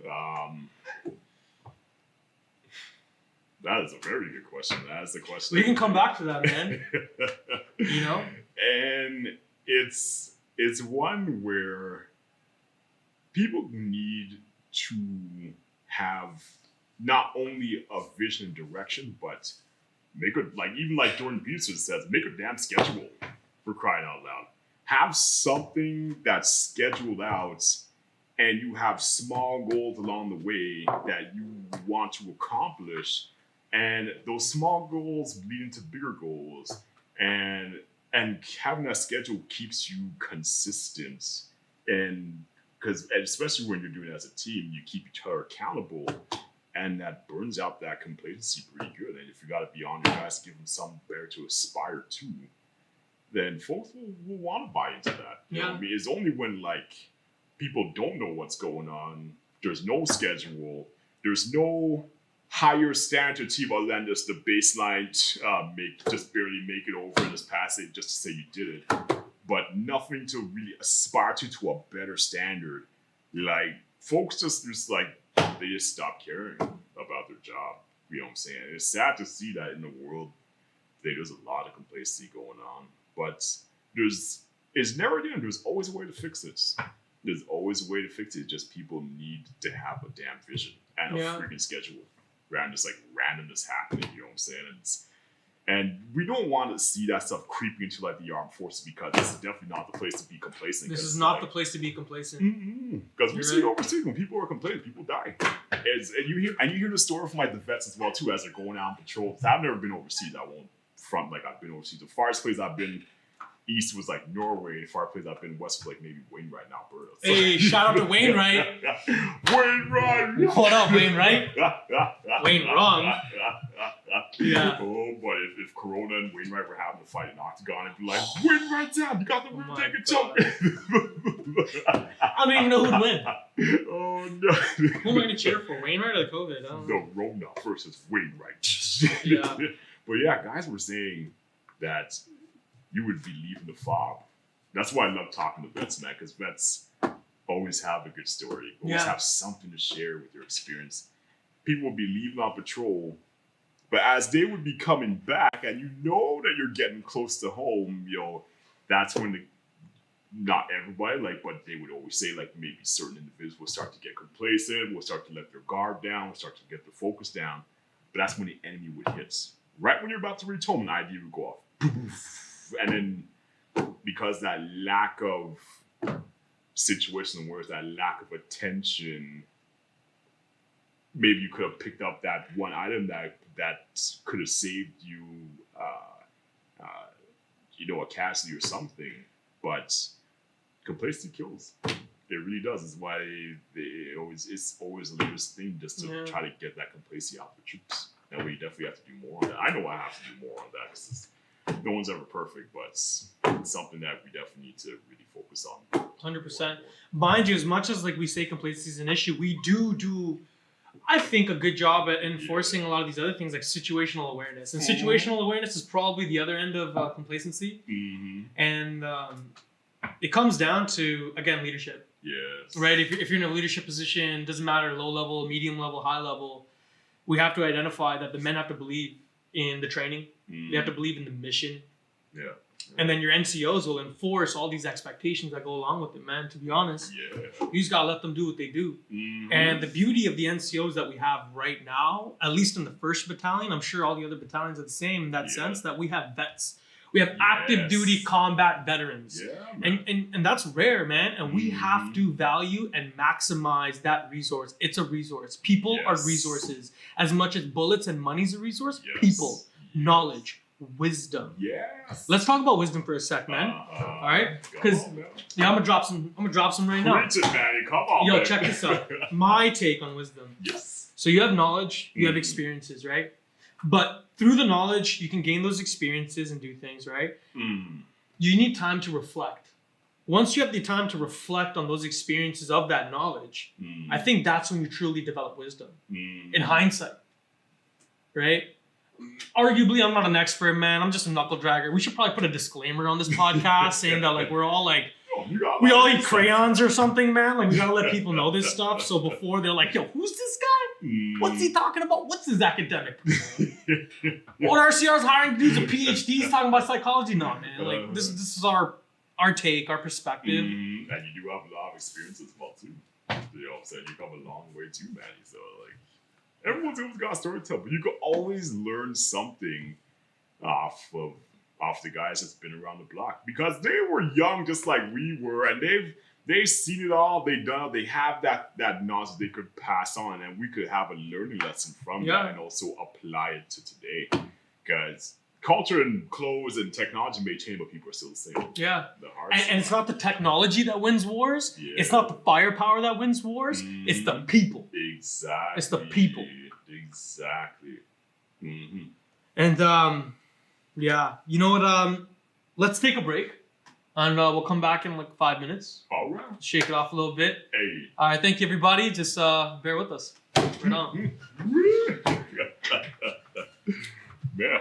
Right on. This is great, man. All right, baby. Yeah, man. All right, welcome back, everybody, from a little break. So we're going to get back into our conversation here. I'm sitting with Master Corporal Rick Beckford from Bravo Company now. Hey, big ups. Charles, yo. Used to be Charles Company, still wearing the shirt. Right on. You can put that in the closet now. You won't need that. I know. It's like round all the Yo, time. we're getting new Bravo shirts made. And if you're in Bravo Company, you didn't hear this, we're doing it. So they're going to be cool. It's going to be a little bit cooler than that shirt. Uh-oh. No big deal. Wow, no about that. Bravo Company's where it's at, man. We're the deploying company. We got to be cooler. So let's get back into the conversations here about leadership, okay? But to really talk about leadership, let's talk about followership, man. Because that's where it starts. That's how I think you become a good leader, is learning how to follow. Yes. So tell me, Rick, man, in your own words, buddy, like, what do you think a good follower is? Well, to be a good leader, you also have to be a very good follower, because a follower is also, not only hearing what he has to, but getting it done. Even being proactive about it, of seeing things before they happen, and knowing that there's a bigger picture to things, and just doing everything you can just to help the boss out, like to get that job done or something. Because the more you could do as a follower, the more less people have to like micromanage and look after you, and the more it eases off the boss's job so that he can get his own stuff done, so that he can also get whatever he has to do to his boss. And it's because every boss has a boss or something, you know what I'm 100%. saying? And to be a good leader, you also have to be a good follower, because you know the ropes, you know what you have to do, and it just makes the thing go that much more smoother, and it especially helps establish that teamwork that much more better. So Warren Simpson talked about in the last episode, he was talking about some aspects of a good follower, and particularly what he said that I remember was talking about mastering your job, man. Like, know your job. Yes. Know the job of your fire team partner. Know the job of your one-up. Man, it really benefits to know the job of the two-up, right? But knowing your job is probably the first basic fundamental thing you can do, right? Be good at it. He also spoke about understanding the scope of the things that you can influence. And he had the perspective of the 3 spheres of circles. He talked about your sphere of control, your sphere of influence, and your sphere of observation, and how they all play a critical role in your development of understanding your job and where everybody else's role is in the bigger picture. But with that concept, being a good follower, man. So we have this saying at Battalion, show up to the right place in the right dress, right? At the right time. And that's part of like basic followership concepts to also follow, right? That's part of the job. Pretty much. But to further elaborate on that, because I don't want to make it sound like we're a bunch of dudes who just eat crayons for a living and wait till 11:30 to go and eat lunch. Marine Corps. Yeah. Shout out to the homies down there. But when it comes to good followership, man, like listening. Yes. Being a good listener. Active listening. Absolutely. So like you look at your relationships with like your significant other, for example, and I can speak from my own experiences. And you know what, man? Leadership and followership it happens both in the military, outside the military, man. And Absolutely. it happens in your relationships. It happens with your relationships with your kids back home. And I love what Dan Crenshaw said, but this is moving away from the followership aspect, going back to leadership. And what Dan Crenshaw said on Jocko's podcast recently was that he's a politician, by the way. He's a congressman now after leaving the SEAL teams. Okay. And so he talked about if politicians looked at their constituents like children, and hear me out here, I don't mean like looked at them as like people who are not responsible or are not educated, right? But if you look at them as people that you love, right? Not just care for, because care is like a spectrum where you can be like, how much do you care about this? But love. We could pretty much define love as an extreme end of that caring spectrum. If you love these people, then you will genuinely care about not only the message you're delivering to them, but the implementation of that message to develop those desired behaviors, right? And it comes back to this attitude of loving the people that not just work for you, but we're in the infantry, man. These people will potentially die for you. They have died for you, you know, in the past, like. Anyways, going back to this leadership concept, if we just treated each other like we loved each other, man, I think you see a lot more genuine things happening, a lot of great benefit growing from that. Right? It's like when you create that family environment, and every great team leader says the same thing. When you create like guys from like, you know, Lieutenant General Hal Moore to even Jocko to even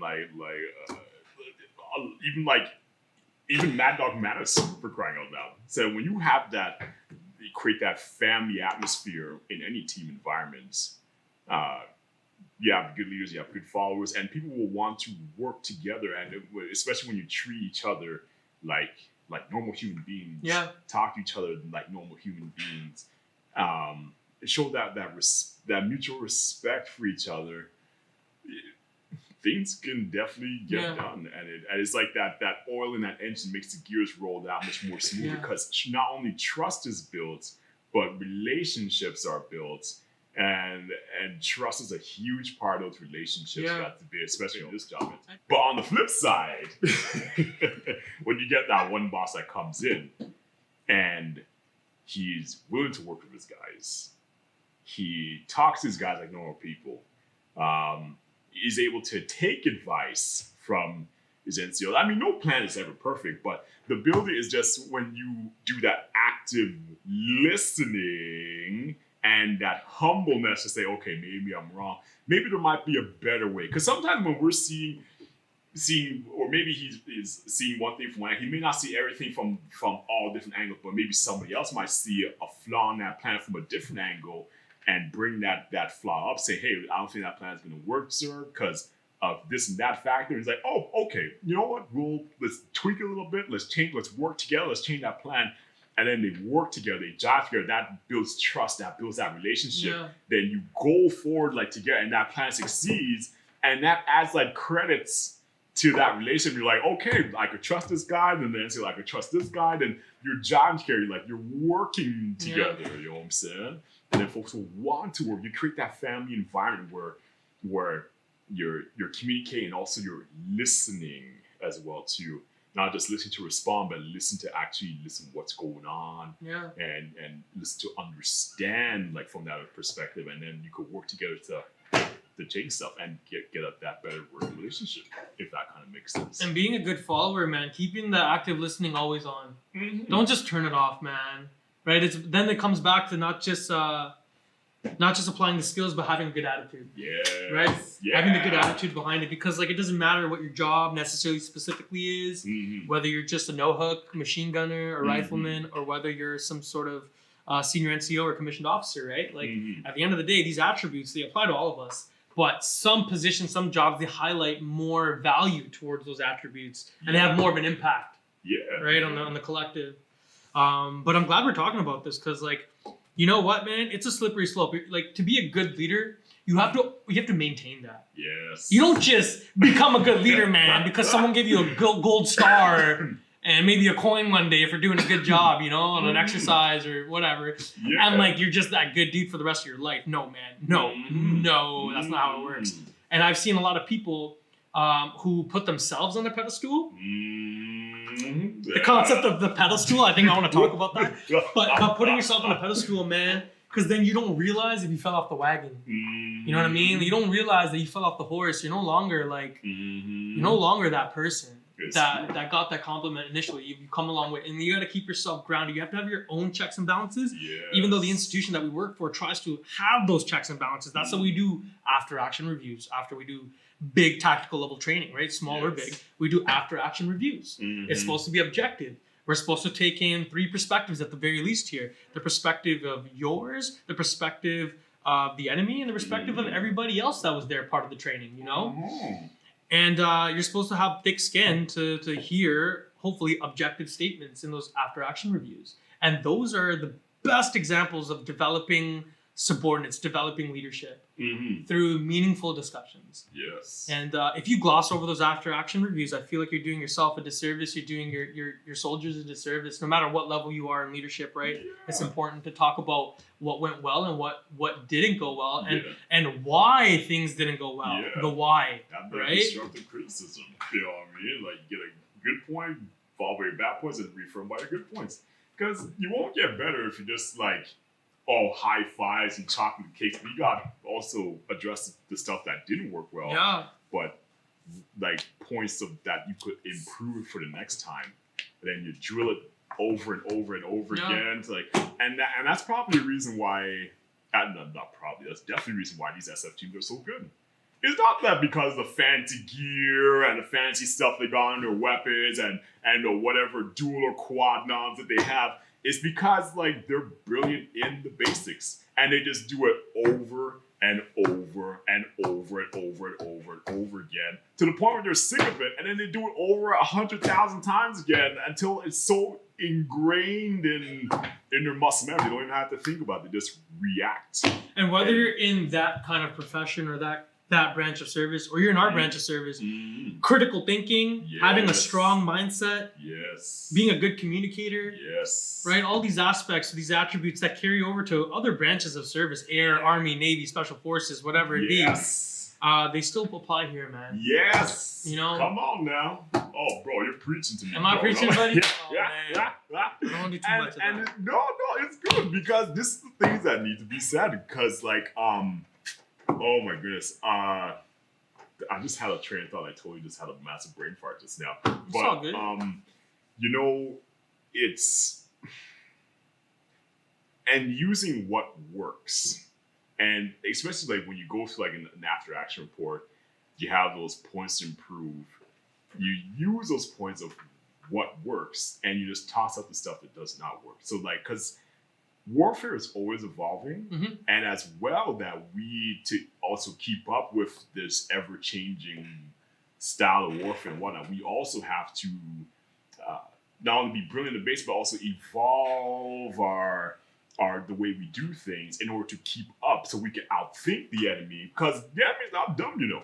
I'll tell you one thing, like even hearing stories from like Jocko and stuff when he's in the Iraq and Al Rahmani in 2006, the guys in Kandahar and Pashmul and all those places there, the Taliban and all these Al-Qaeda, they're not dumb.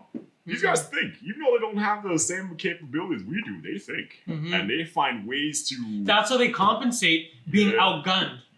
Is using the ultimate weapon. Even though they sustain casualty, they toss up the stuff that doesn't work and they're like, okay, this was effective again. Let's use that.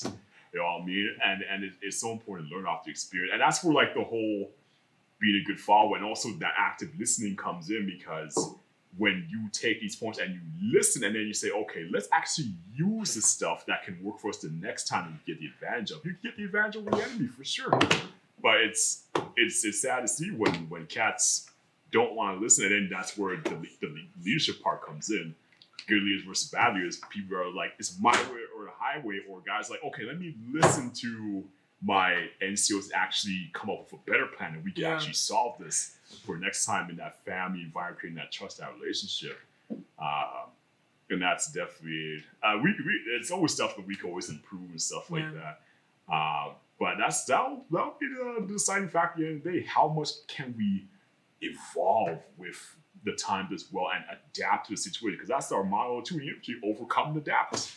You know what I mean? Stuff is always changing all the time, but it's always good to be that cognitive thinker to outthink your opponents, because it's not going to always be clear cuts, especially when the first shot gets fired. Which, like Donnie said, it's good to know like the 1-up and 2-up rigging job, especially when you get orders, you get the commander's intent. Because when stuff all goes to heck, at least you have that what the commander wants to accomplish at the end of the day. So at least you can do whatever you can to accomplish that job. Because like nothing's guaranteed when the first shot gets fired. Like, and that's why when you communicate that plan to your boys, God forbid, let's say you're a freaking officer and warrant officer gets shot, and they're taking out the fight. Then who's left to take over the fight? You gotta step up to that plate, know that 1-up, 2-up job, and keep carrying on the fight to accomplish that commander's intent. That's where cats need to, where that complacency comes in. You gotta get that complacency out and be proactive and be good at your job. So that in case the worst happens, you can take over and step up and still carry on that fight to win, because we're here to win, you know what I'm saying? Not to high five and chocolate cake and smoke weed and all this stuff. And that's the one thing that's, I'll just say this, it's like just my own opinion on this. The whole, I know like it's like legal now, like the weed, like just like alcohol is legal, but it got no place in the armed forces, man. It's literally, you want to go into these theaters with a sharp mind and the ability to think fast, think critically on your feet, and be flexible in your thinking. Because if you're just only my own views on this, which I used to be a pot smoker, but I stopped that stuff a long time ago, and actually did a whole bunch of other stuff back in the day. So, but I find that stuff always slowed me down, man. It always slowed me down, because you wake up in the morning like, and you're just like hungover, and your brain's like just trying to fire up again, just like reset those neurons. But the moment that you take that chance to like kick that habits and you really put the good stuff in your body, oh my goodness, your brain is just like firing like that. You're like, okay, let's get this stuff done, let's get that stuff done, and you're ready to be more proactive about your job and accomplishing those goals and staying on schedule, rather than like sleeping in till like 12 and whatnot, or missing those timings, which times in the military are critical, very critical. Definitely what you put into your body will affect how your brain functions, how your mind functions. Yes. And I don't want to go out here and tell people like how to live their lives exactly. As long as you're living within the realm of the law, I guess you're doing the right thing. Yeah. But just be cognizant of what you put in your body, man. How it affects you. Because honestly, man, like. Yeah.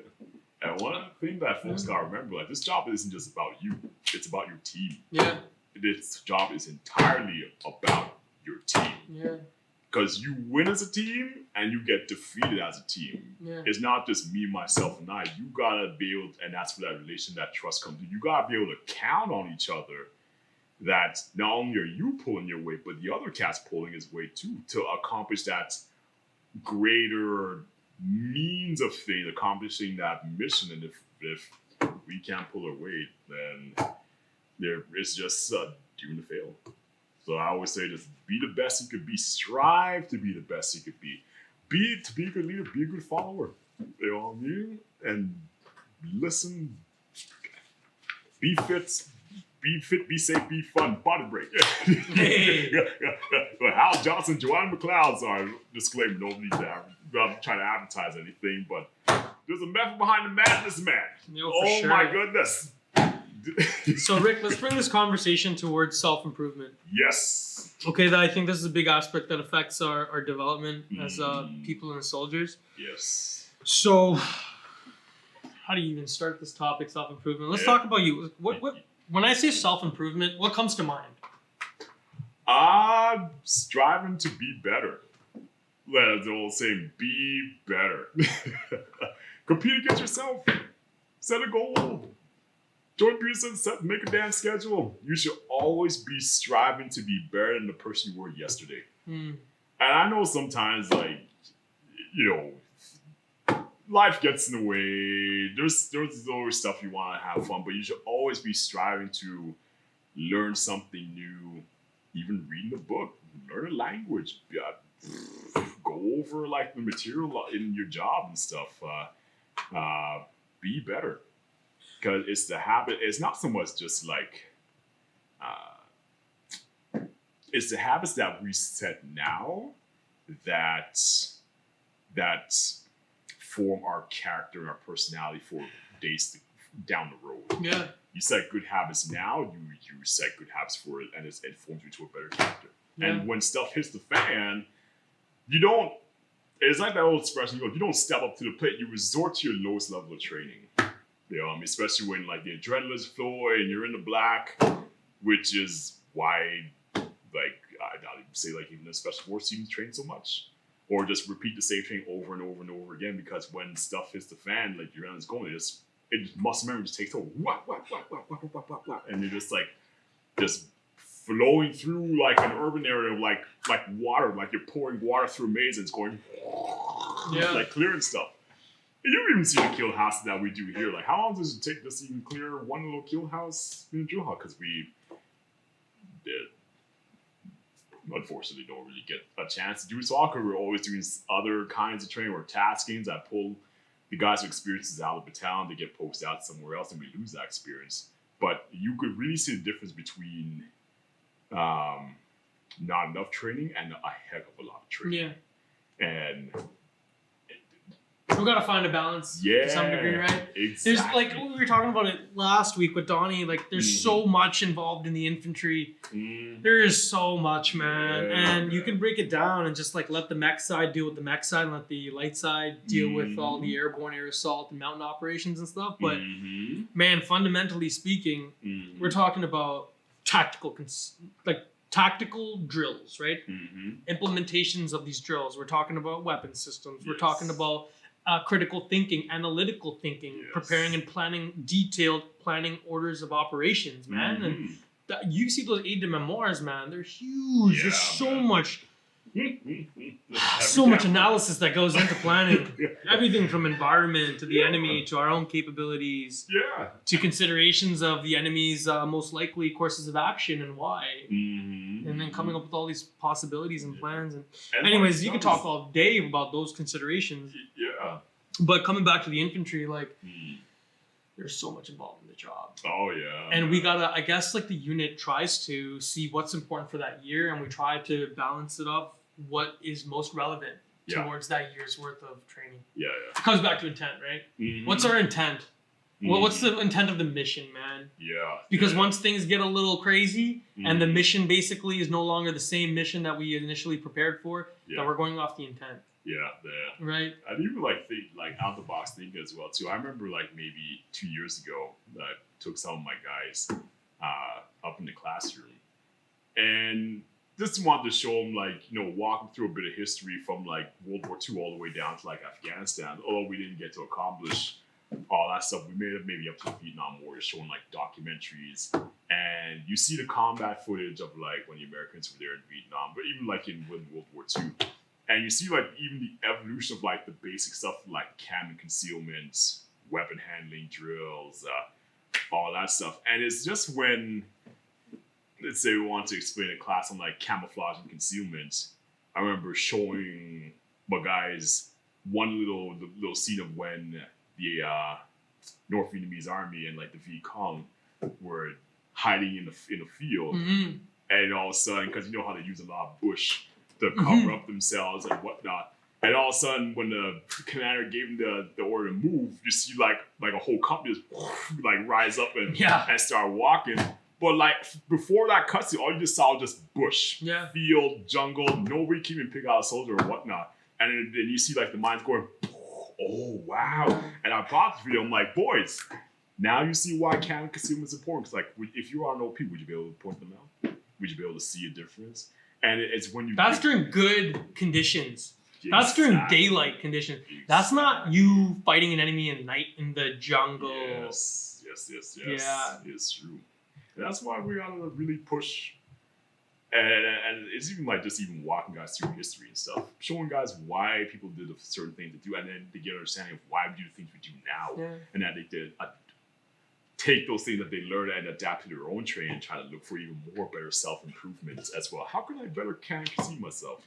Or cam my vehicle up so it blends in with the surroundings or whatever, or get to know my radio procedures more, or maintain my weapon so it doesn't rust out or get all the sand in it and whatnot, and blah blah blah. Yeah, self-improvement should always be a thing. Read a book. So what do you do? What do you do for self-improvement? Oh boy, for me, I just like reading history, man. History of like all the old combat campaigns. I remember even old Mad Dog Matt saying the same thing. He takes time to read all the time, from like stuff like Alexander the Great's. Anything that has to do with battle, he like brushes up on, reads, especially before he's going to in a certain theater. He wants to know who's been there before and what problems they encountered, and you can learn so much from old veterans of what they've been through before. You could and if you take that time to just take that moment, close your eyes, and visualize yourself there with them as you're reading the story and you're seeing what they're describing, and you're like, okay, that's what they. And you could like kind of come up with your own AAR points, like points that they did good and points they could improve on. Even stuff like for me, I try to learn new language as well, just something to keep the brain going, rather than just like melting away. Call of Duty's fun and all, but like you also gotta do other stuff to do some improvement. So trying to learn German. Awesome. Also trying to learn a bit of Russian, but Russian is like, oh my gosh, it is. That alphabet, man. That alphabet is something, bro. But it's not a sprint, but it's a marathon, so you have to go for it long term. But there's always little stuff you can even do just to even just keep the brain going. You don't want it to just turn to mush, because it's like a muscle. If you don't train that muscle in the gym, it just turns to flab and just shrinks, and the brain is the exact same way. Even if you're 7 years old, you could still teach the brain new things. 100%. Still putting stuff in there for sure. I think literature is one of the best things a soldier or a person can do. Is literally just like read more, man. Read more, and it doesn't necessarily have to be about your job. You don't have to read stories on soldiers. You don't. There is value in it, but you don't have to. And the concept is just self-improvement starts with yourself. Yeah. Self-improvement, right? Yeah, like, go read books, man. Like, and it's on your own. Like for myself, I'll speak a little bit. Like I've come a long way from who I used to be, and like both physically and mentally. And like physically speaking too, like dropping all the weight that I did and to be where I'm at today. Like nobody was there to help me, man. Nobody came down and was like, hey, man, you're fat. Like, you should probably do something. I'm sure people might have said that to me along the way, but no one was there like, hey, man, you're fat. I'm here to help you. Let's do something about it. I can't even picture you being fat. No, dude. You don't want to see, man. You do not want to see. And it's all like good Indian food, man. And samosa. Yo, it's my mom, bro. You see my dog these days? My dog's 150 pounds, man. I go to the vet, and I gotta listen to the vet tell me why like my dog's obese. And I'm like, dude, it's not even my fault, man. It's my mom. I jack up my mom. That's right. I know, I'm a terrible. I jack up my mom. I'm like, Mom, you can't be feeding Jackie all these things, man. He's not a person, okay? He has no business eating a pizza. All right? No business. Not a whole pizza. I don't even a whole pizza. You crazy? I ain't got money like that. But anyways, you know, I'm like, Mom, stop it. Yeah. But yo, going back to the self-improvement, it's like nobody was there to help me, man. And it was like psychologically, you gotta help yourself. Yeah.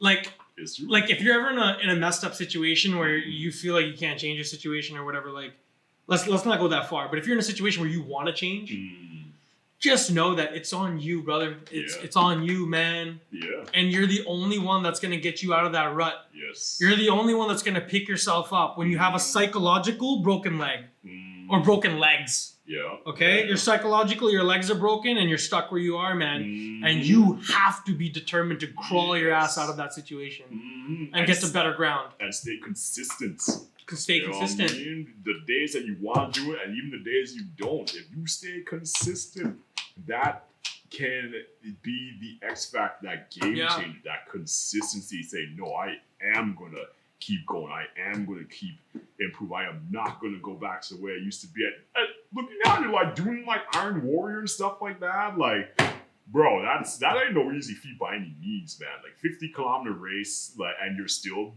doing it. And you're still on the team. That's funny. I think leadership and like fitness, they go hand in hand in the concept and the idea that once you reach a certain level, like you have to maintain it and you have to strive to maintain it. You have to live through it. And like the beauty of our job is it's a lifestyle, man. Yeah. It's not just a job. It's not just a career. It's a lifestyle. So like coming from who I used to be and trying not to ever go back to that, I have to every day just do something to keep me accountable to myself, you know, and to keep like giving myself a reason to fuel my fire to want to be better. Yeah, man. Right. And without being a dead horse there, man, like when it comes to like self-improvement, like Goggins says it, like sometimes the best thing you can do is just be by yourself and get your shit in. Like sometimes the best thing you can do is literally just be by yourself.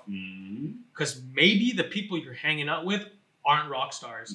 Maybe the people you're hanging out with aren't feeding your fire. Maybe they're pissing in your fire. And the concept, like Will Smith had that example. He's like, hey man, you need to identify like that you're trying to have a fire here, man, and that fire is your passion, your dedication, your interest, and whatever the hell means something significant to you. And you have to understand that the people that are around you, they're going to do one of three things. They're either going to contribute to your fire and help you keep moving forward, or they're just going to be there to enjoy your fire and they won't contribute, or they'll be worse. They'll be the ones who take a piss on your fire. And we all know, we know who these people are, right? They're everywhere, man. That's part of life, though. That's part of life. It is true. And it doesn't matter, you end up in an SF unit, you end up in 1st Battalion, man, you end up in the Service Battalion. You're going to find people that are supportive, that are good people, and you're going to find people who are not supportive, and maybe they're not motivated to be better. But yo, you have to identify that. You need to understand that that is your operating environment, right? That's your operating environment. Exactly. Something to stand up for. Yo, and real don't stuff. let folks rain on your parade. You know what I'm saying? And if anything, even try to share that fire as well too, if you can. Yeah. But folks that just ain't getting the light, there's only so much you could do. You can't motivate someone that doesn't want to be straight motivated. You just gotta take that time and move on to the next gap. Yo, like before, I had no idea of the things I could have accomplished in my life, man. Like before, like just to explain like the attitude I used to have. Yo, growing up in high school, man, I'm like, I only need a B, man. What do I need an A for? You know, what am I busting my ass for, man? Doing all this stuff. I can just copy and cheat and like, you know, grease up the teachers that I like, you know what I mean? And I'll get my way through to where I gotta be. And I never had the idea of like trying to be the best version that I could be. And that didn't exist until later down the road, until basically I met people in my life. And sometimes those people don't just come to you, man. They don't just come to you. Your mentors, they probably won't come to you. You have to go to them. You have to find these people, the ones you want to emulate and become. And I got to give a shout out to some of these guys from, you know, some of these SF units and stuff like that, because like these people are the pinnacle of some of these attributes that I want to pursue and that would benefit the battalion, you know? And it wasn't until these people actively went out of their way to come back to my reserve unit, you know, and to not only like touch base with the guys and to say hi to everybody that they used to work with, but it was for them to never forget where they came from. Yes. And that's a part of humility. That's right. Never forget where you come from. And like when somebody like that reached like the pinnacle of like, man, guy is like a god, you know, in the combat perspective of what I feel like in the military, being in units like that, and then coming back down, speaking to me as like just a private in the reserves or a corporal in the reserves, like a human being. Even though I know this guy's essentially like he's a god of death, man, on the battlefield, you know. But this guy's coming back here and speaking to me like a normal human being, giving me the time of day. Yeah, man, like that kind of stuff was so inspiring for me. Yeah, because it opened my head, it opened up my mind, you know. He didn't grab my hand, take me anywhere, but just went to go show me like, yo, like you have to think about how you feed your fire, how you feed your own fire, and can you find people to help feed it? Yeah, it is true. Yeah. And that's where even the whole self-improvement comes out. I remember we were talking about the whole leadership thing, and some cats might be born for it, and also it can be trained as well too. But at some point, you have to actively seek it out, actively seek that development, seek those resources to keep feeding that fire, to keep growing. Because even leadership, a lot of the great leaders say the same thing. It's always, life is always a lifelong learning lesson. You're always learning. You always have to be learning all the time. No one's just ever arrived in like that. And even, let's say, even those SF guys that come down, and you can just see like they're normal human beings. They talk like normal human beings too. And I'm quite sure even in their squadrons or SOCs and whatnot, that they're also doing even more training to keep self-improving, to be better at their job. Even from the guys from like service battalions or whatever, like everyone always has a job, and there's always something you could do to better do your job and always improve your own skill sets. And even like bettering your skill sets is also pass that knowledge on by teaching. You learn even more by teaching folks as well too. And that's even that mentorship. You question your beliefs when you're teaching people too sometimes. You're like, man, is this actually the best way to go about it? Yeah, man. Because this is what I'm preaching, but is it? You know? And you start questioning, you start having these interesting conversations, right? And even the same thing will comes down to faith as well too. Even to get a stronger faith, share your faith. Share your faith. Even just saying like, hey, God loves you. You're not like pressing it down on somebody, but you're just sharing. Yeah. You're not forcing anyone to believe what you believe. You're just sharing it, saying, God loves you and I love you too. God loves you and I love you too. We all say. And you just see, you got the good and the negative saying, raw, and some guys say, oh, that's awesome. But you get stronger at it by sharing it. Yeah. You get more wisdom by sharing stuff. That's true. Right on, brother. Let's keep this moving forward then, man. So we talked about self-improvement here. I think being uncomfortable is a big part of self-improvement too. Yes. Right? Like nothing like being taken out of your comfort zone teaches you a lot. And that friction. I don't know, was it Goggins again? Like he's saying without friction, there's no growth. And that's growth happens outside the comfort zone. Mm-hmm. And coming back to you, man, like do you do anything to make yourself feel uncomfortable? Do you do anything to challenge yourself that takes you and gives you that friction? Well, right now I got fat. I got a little bit complacent myself, so I had to get back on that train again. But yeah, there's always things to try to do, like try to even pick up like workouts, or even trying to learn something challenging, something new, or pick up that book that you don't feel like reading. But there's always something you can do to challenge yourself as well. For me, like I can easily like go to the beach and smoke a lot of weed and whatnot. But I'm like, you know what? Like, time to get uncomfortable, because it's like I was saying before, the habits you set now form your character down the road as well too. Or what's that old saying? I forget that old saying, but I'll bring it back to you if I remember. But yeah, habits determine character, man. Mm-hmm. And the more you could challenge yourself now, or more I try to challenge myself now, to try to keep my head in the game, is the more that when trouble comes, or when you're in that difficult situation that you have to push through, you set that groundwork before, so that when the time comes, like, okay, this ain't that bad. Let's just keep going. Mm-hmm. Let's keep going. Mm-hmm. For myself, what I've been doing to up the ante on uncomfortable is cold water training. Oh man, dude, like ain't nothing teach you a lot like the cold. And Joe Rogan says it. He says in his experiences growing up in Boston, which the environment is much more colder than the sunny side of California, he's saying that the cold developed character. Yes. You develop character in that, and I believe it's true, because when we went swimming in the river, especially like last month, when we first started doing it, man, it wasn't frozen or anything like that, but I was definitely frozen when I got out of the water. And what I found though, being in an environment like that, being in the cold water, right, you're presented the survival mechanism that comes up, man. Your sympathetic nervous system is like immediately, what am I doing? Let's get the hell out of here. And I remember the first time I jumped into the water from the dock, first thing I did is, I'm out of here, bro. Peace. And, The guys are like, nah, bro, you gotta get back in here. And I'm like,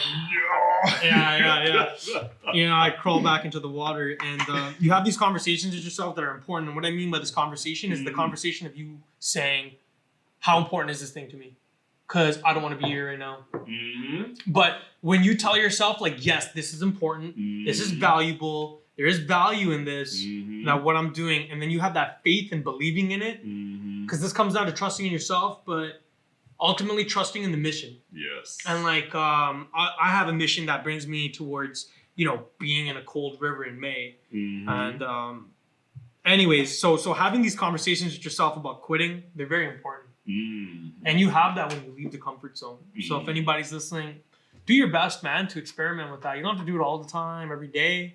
But every now and then, man, take yourself outside the comfort zone. Do something different. Do something you suck at. Yeah, absolutely. If you don't run, start running, man. If you don't ruck much, start rucking. If you're bad at burpees, just do burpees. If you're bad at burpees, do burpees. Like straight up, man. Yeah. As simple as it sounds. If you suck at something, just do it. And even that positive self-talk as well. Yeah. Shift from the I can't to the I will. I'm going to do it. I am going to do it. I am doing it. Where I'm like, oh, I can't. And I can do this. Because your body could do a heck of a lot more than your mind thinks it can. Yeah. Like, your mind will quit far sooner than your body will. Like going back to that cold water, Rick, it took me like, I don't know, man. Like it took me like the first time, like a good solid 10 minutes to get comfortable being uncomfortable. Like, whatever, man. Maybe a little too long. But we were in the water for like, 40 minutes that day. And then every time I did more of that, I don't want to say it got easier, but I feel like my level of comfort was becoming more stronger, maybe. My level of comfort, I don't know. It was becoming easier to adjust to that discomfort and relaxing myself. So how do you get comfortable being uncomfortable, man? It comes back to the 4 mental resiliency techniques that we have. Arousal control, which is breathing techniques. So calming yourself down is a big part of it. Because when you don't calm yourself down, that's when your sympathetic nervous system kicks into overdrive, your heart rate kicks up, you start losing all these motor skills, and you go into like the black, man. You start panicking and stuff like that. You start panicking, your body starts shutting down, and you can read a book on this stuff, right? We have arousal control. So the other 3 resiliency techniques we're talking about is positive self-talk, having positive dialogue. Whether you pre-program like you would lifting weights, that repetition, that muscle memory, have some repetition in the positive messaging that you're feeding yourself. It's almost like brainwashing yourself. It's real. It works. People do these things for a reason, okay? Anyways, going beyond positive self-talk, we have the other 2, which is essentially goal setting, right? Realistic goal setting, and that could be as simple as like getting to the next light pole. Yeah. Straight up, just get to the next light pole, man. Next 5 minutes, man. We're gonna do this. We're gonna turn this big elephant into a small bite. Right? We're gonna make my world. We're gonna make it small so I don't get overwhelmed. Dig deeper. Yeah, and like I don't want to mess this up, man. I'm drawing a blank on the 4th one. Oh my god, we cannot have this much coffee, man, before we talk. There's always time for coffee, man. Oh yeah. But embrace visualization. Sorry, visualization is the last one. Visualization. That's it. Powerful tool. Picture it. And then do it. And then when you find yourself like falling short, dig deeper. Yeah. One more rep. One more set. One more buck. Hot damn, just get her done. Mud run. You know what I'm saying? Just dig deeper. And oh my goodness, you fired me up so much right now, bro. When you dig deeper, you'll be surprised what you could be accomplished with, man. Yeah. For real. And it comes back to perspective, man. Does what I'm doing suck? Or is it the way I look at things suck? All right? Yeah. But anyways, brother, we have so much to talk about, and I don't want to take up too much of your time as well. Man, you never take up too much of my time, man. But this gives me a reason to bring you back on next time, right? Yeah, man. So, let's talk about the idea that the world is not fair. What do you think about that, man? Of course the world's not fair. Who said the world ever would be fair, man?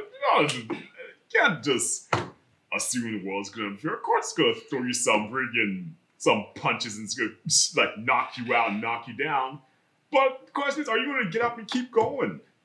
Of course, the heart of man is a nasty thing, man. People will overstep you and crunch you. Like, I hope that's not the same in the armed forces. Like, but you see it when you walk in the city world, man. People are cutthroat. People will do all sorts of craziness, man. You know what I'm saying?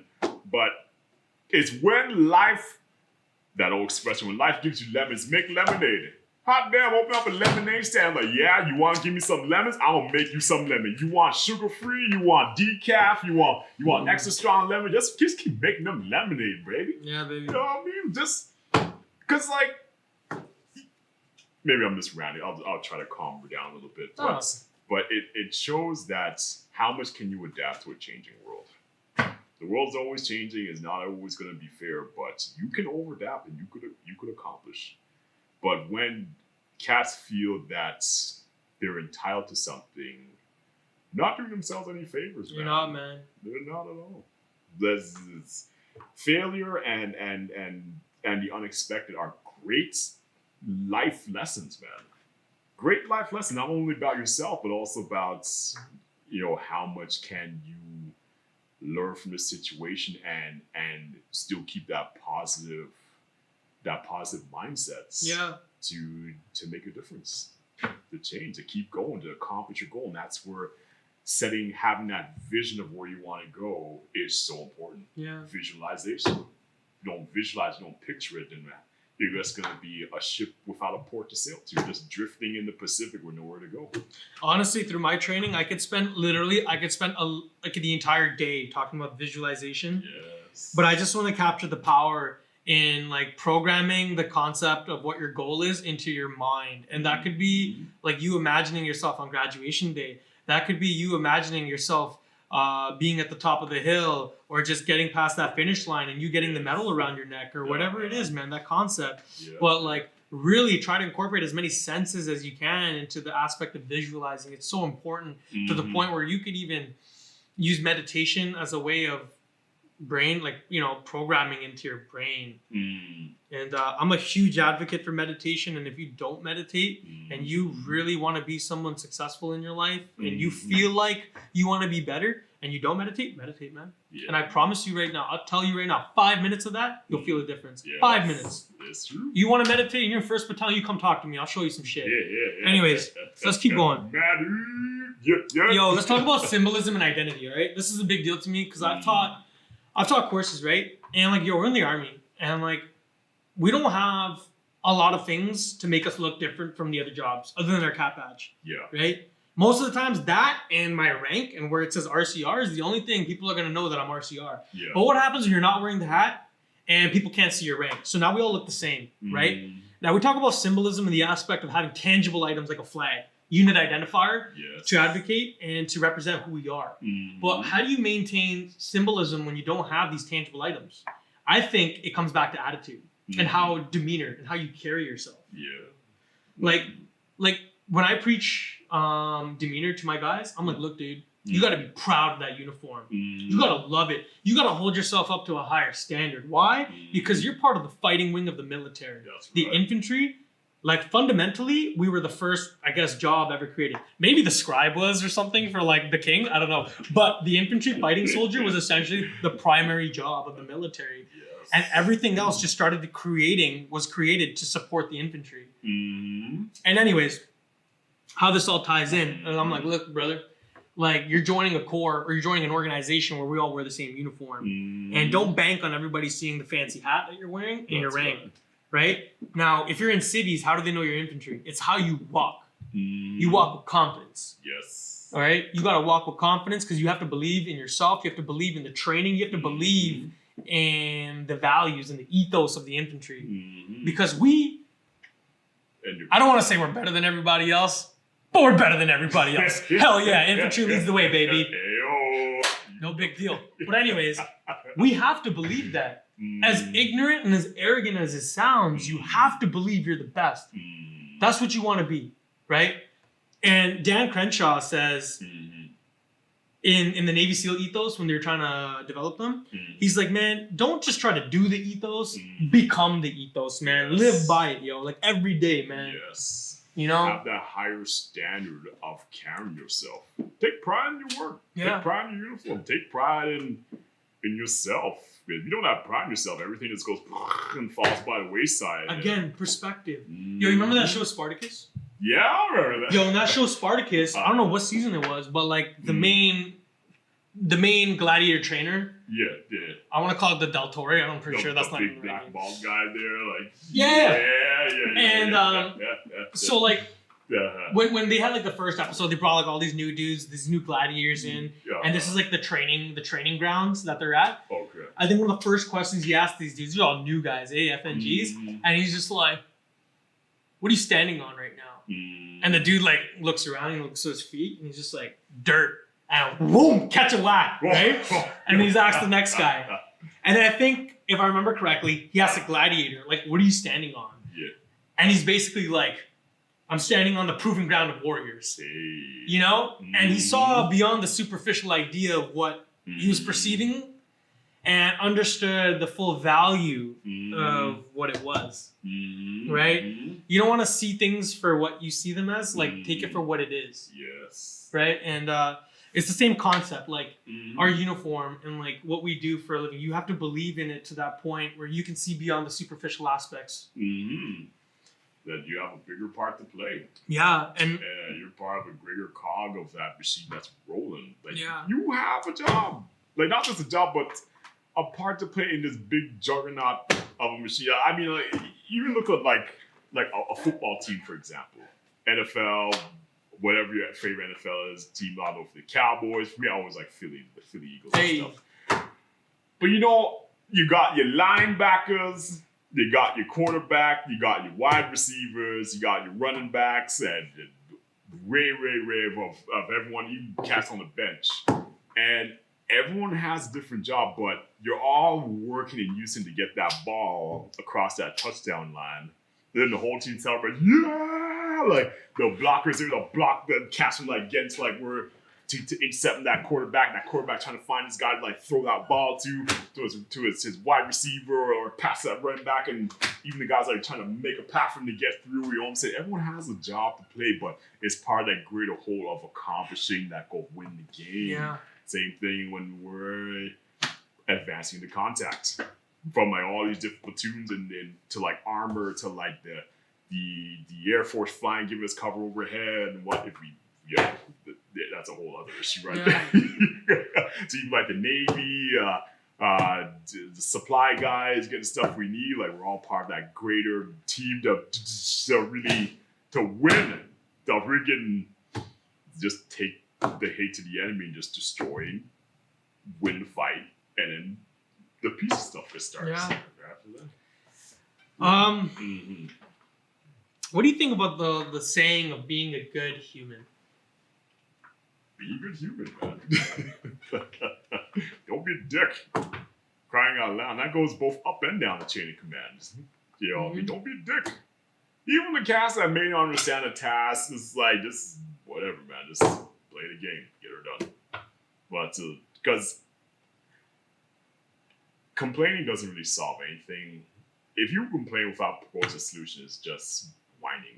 Yeah. And nobody likes whining. And nobody likes people that just look out for themselves. Right? Yeah. You need to be able to put the needs of the team, and it comes back to putting the mission before self, right?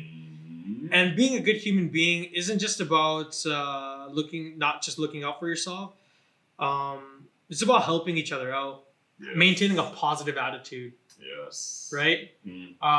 Spending time outside of like work to invest in yourself, so that you can contribute back to the team, man. And again, team camaraderie. Yes. Like, don't be a dick, man. Just be a good human. And whether you're a no hook or you got some weight on your chest, like, just be a good human, man. It just makes the team better.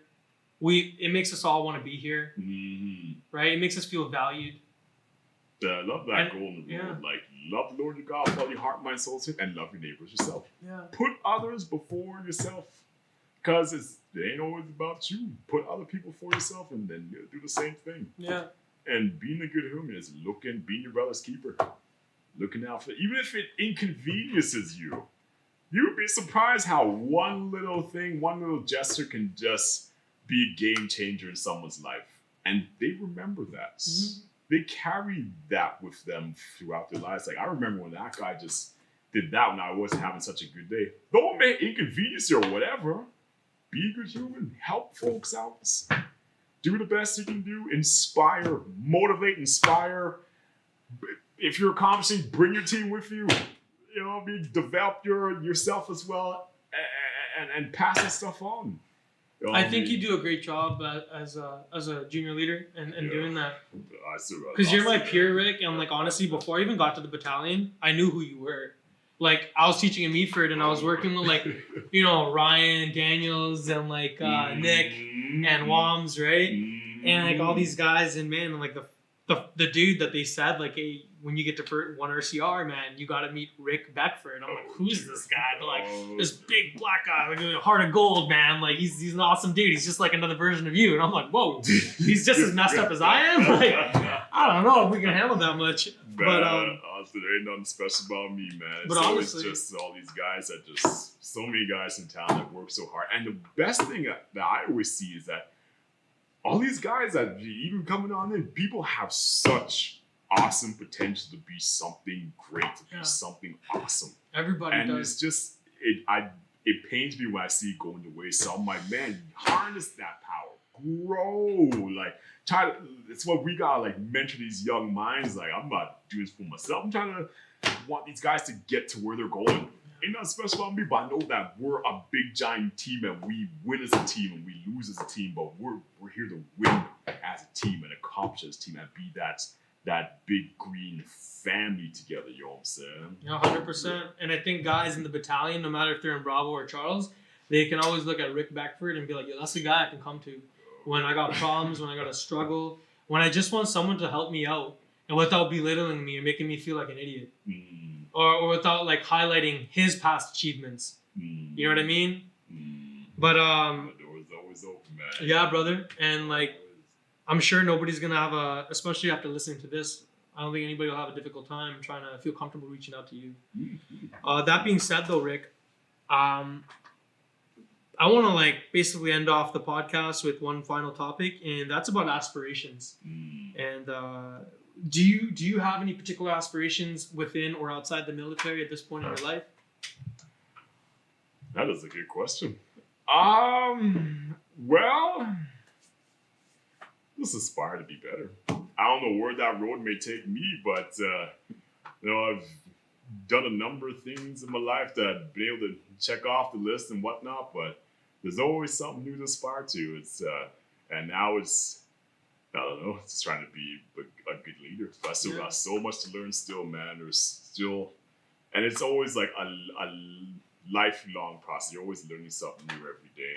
And even my goal, I want to see all these guys accomplish their goals as well too. I want these guys, all you young guys out there, to have a vision, have a goal, aspire to it, and that will make me happy. That even if someone ends up getting a higher rank than me, I'll know I did my job. You know what I'm saying? And that they accomplished something, I'd be like, bam, done. I think this opportunity for Bravo Company to be deploying this year now, and you being part of the deploying company, I think that would be a great opportunity for you to not only help mentor and build these guys up, but then lead them when you're over there, when you get to the theater of operation that Bravo Company is going to.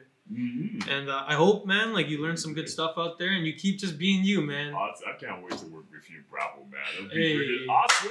My brother, man. Get some soul power up in B-Coy. Hey. Man, I want to talk more about like some of your past accomplishments, because I don't think some of these people know all the great things that you've done. My man's is vibing. But like, like you deployed on Oplentis. I was one of like the rear guard here. Okay. We were like waiting here to get sent out, but we were at least trying to fill a couple sandbags and stuff. But hey man, doing your part from where you could. But brother. I mean, we've been talking for a little while now, so we'll give it. It's like it's been 5 minutes. Like, oh man, tell that's in my throat right now. I need to get some water in me. Hydration is life. Yeah, brother. 100%.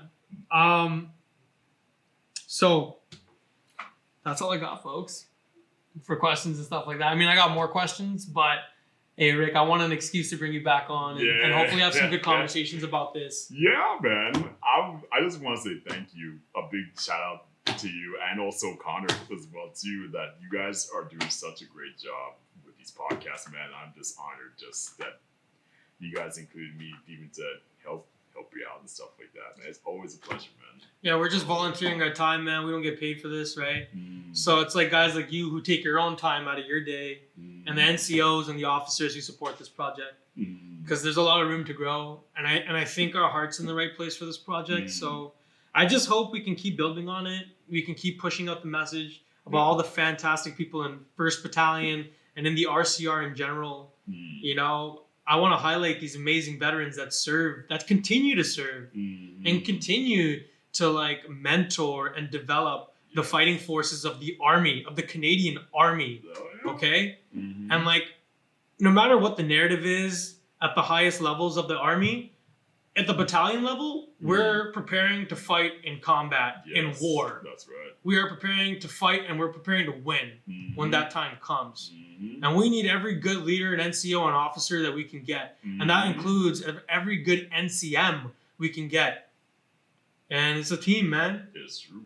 And yeah, I love where I'm at. I love the people that are here. And I hope we get more people out to come talk, man, and to share. That'd be great, man. Yeah, thanks again, brother. Hey, anytime, bro. I appreciate it. Thank you, bro. There's always value around the campfire. Hey, brother. And that's what we should probably just call this Project Campfire. Man. Yeah. Well, guys, this is Master Corporal Singh from the 1st Battalion. And if you like this project, if you feel like this is something beneficial to you, help spread the word. You sharing this with people that are in your line of work, whether you're in the infantry or not, I think we can all benefit from this project. So stay tuned. We're going to be filming episode 3 later this week. And yeah, continue to support the project. This is Master Corporal Singh from the 1st Battalion. Out. Hey. All right, brother. Dude, that was great, man. Thanks so much, bro. Yo, can we get a picture for the thumbnail, or can we just stand here?